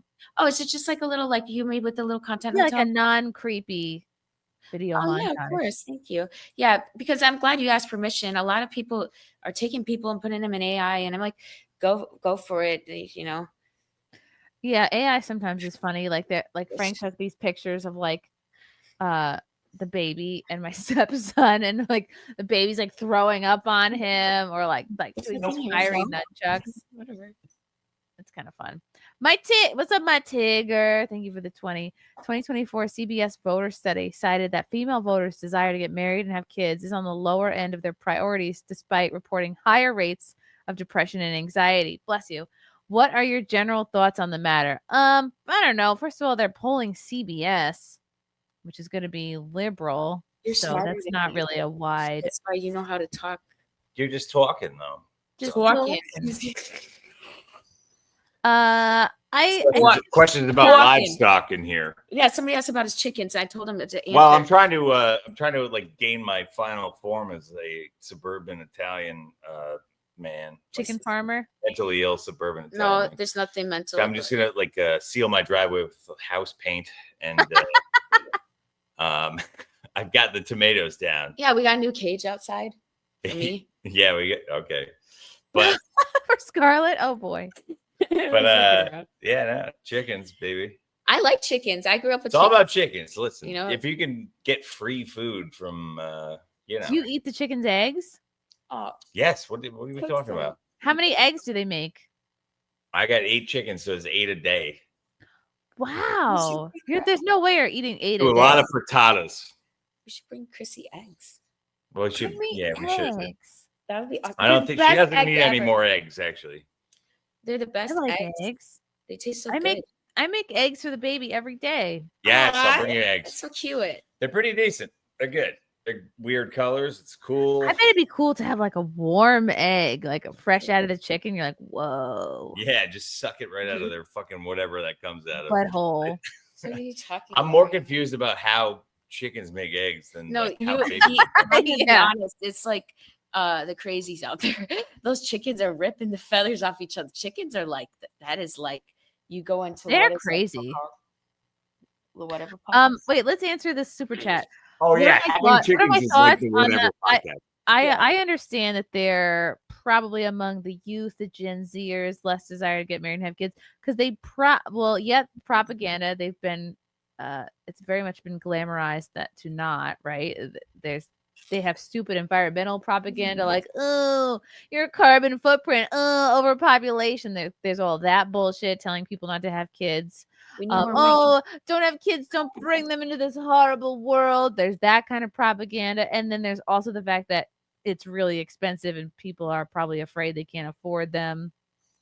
Yeah, A lot of it's voices. also the problem is white people are fucking gay now. Right. White people are gay now. Yeah, and they're like they're not producing kids. I'm trying to But the trying to proportion squash there's that. a but- proportion of people like that one person in like a million that is Donald. No, not a million, 7 billion. That's Donald Trump. And then you got like the one person in like billions. We're not fucking whites. Don't talk Trump. And then there's that one person like billions that is like you know, could be a savior or you know, like Elon Musk. Not True. Elon Musk he rented out a bunch of women. I mean, he's to So I would say, and I don't think people realize that having kids will relieve depression and anxiety because it gives you purpose and you have a family. a great like joy and love in your life. So Mhm. Anna, are you there? What do you think? She's gone. Okay. We answered it. Oh, she's BRBing. She's BRBing. Mead, Carrie wants to know if Mead and Scarlett are going to be having a baby. No. I think it would be well. First of all, it would just be like I said I wanted Romans and I said I wanted my own Vikings dog. fucking. I wanted to be a family dynamic and have my own dog. But my own doggy first. I like a doggy. I Get like a dog. And I want Venus flytraps again because I like feeding them live things and watching it. I want like pitcher plants, Venus flytraps. I want to like take this farming stuff. I want stuff. How much do your chickens eat?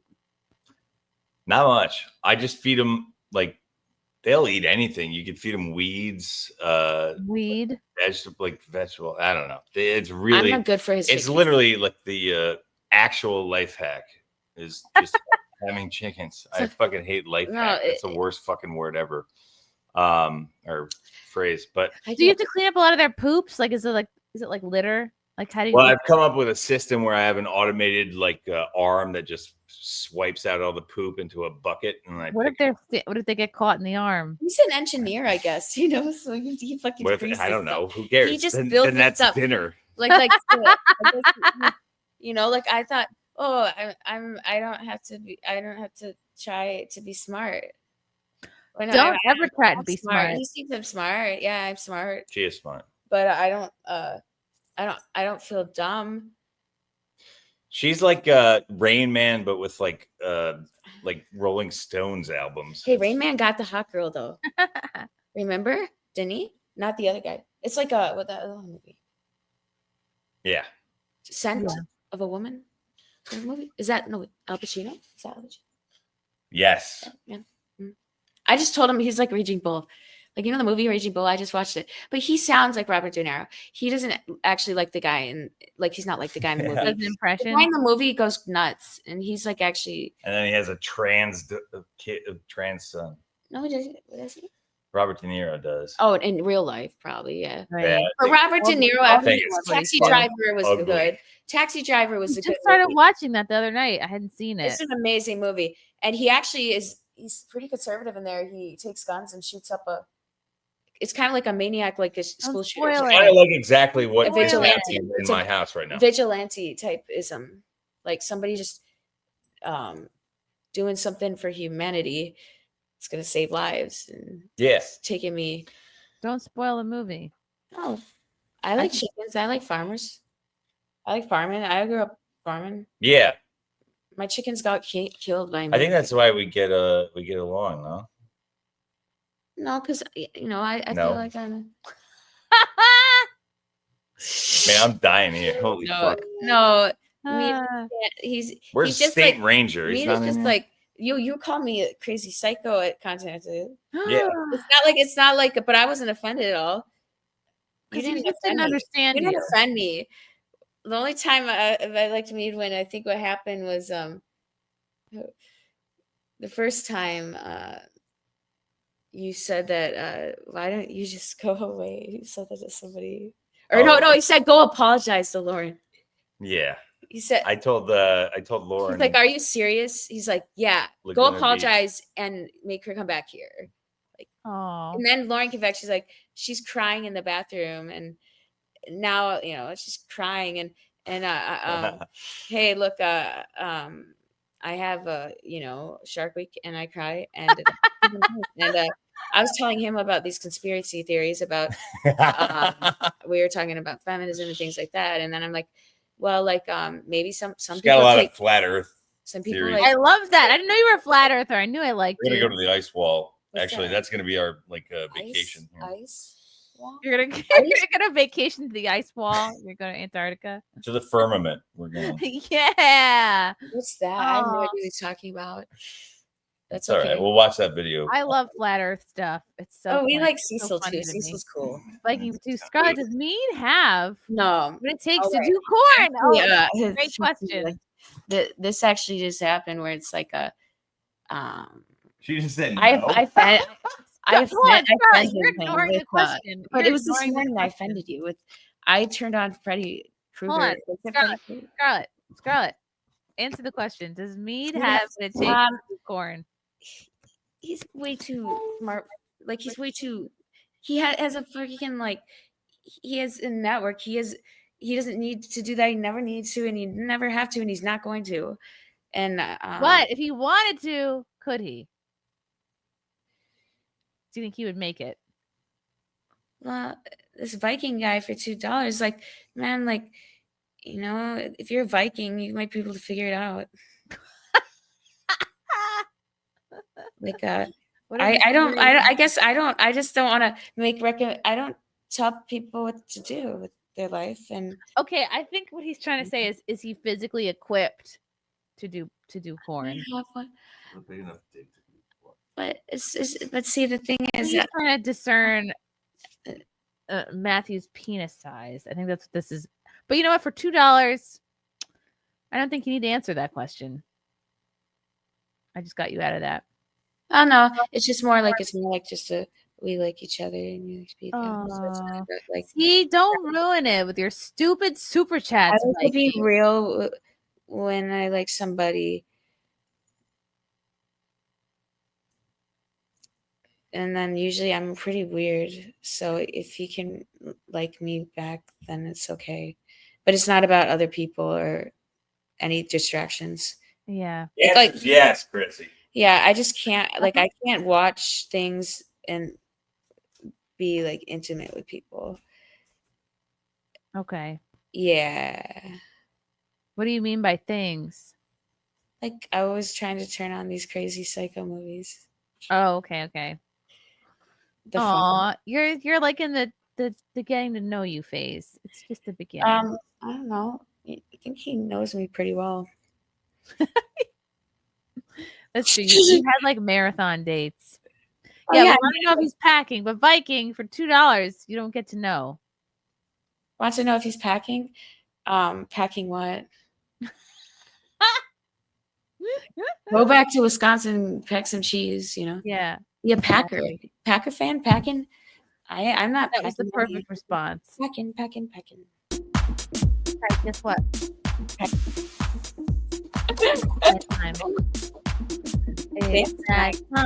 that time. Scarlett. Where can people find you? Where can people find you? Scarlett Hampton, my Twitter handle, and her name is Captain. Oh yeah, we're gonna go on hot water tomorrow. Ooh, wait, that's nothing. Hold on.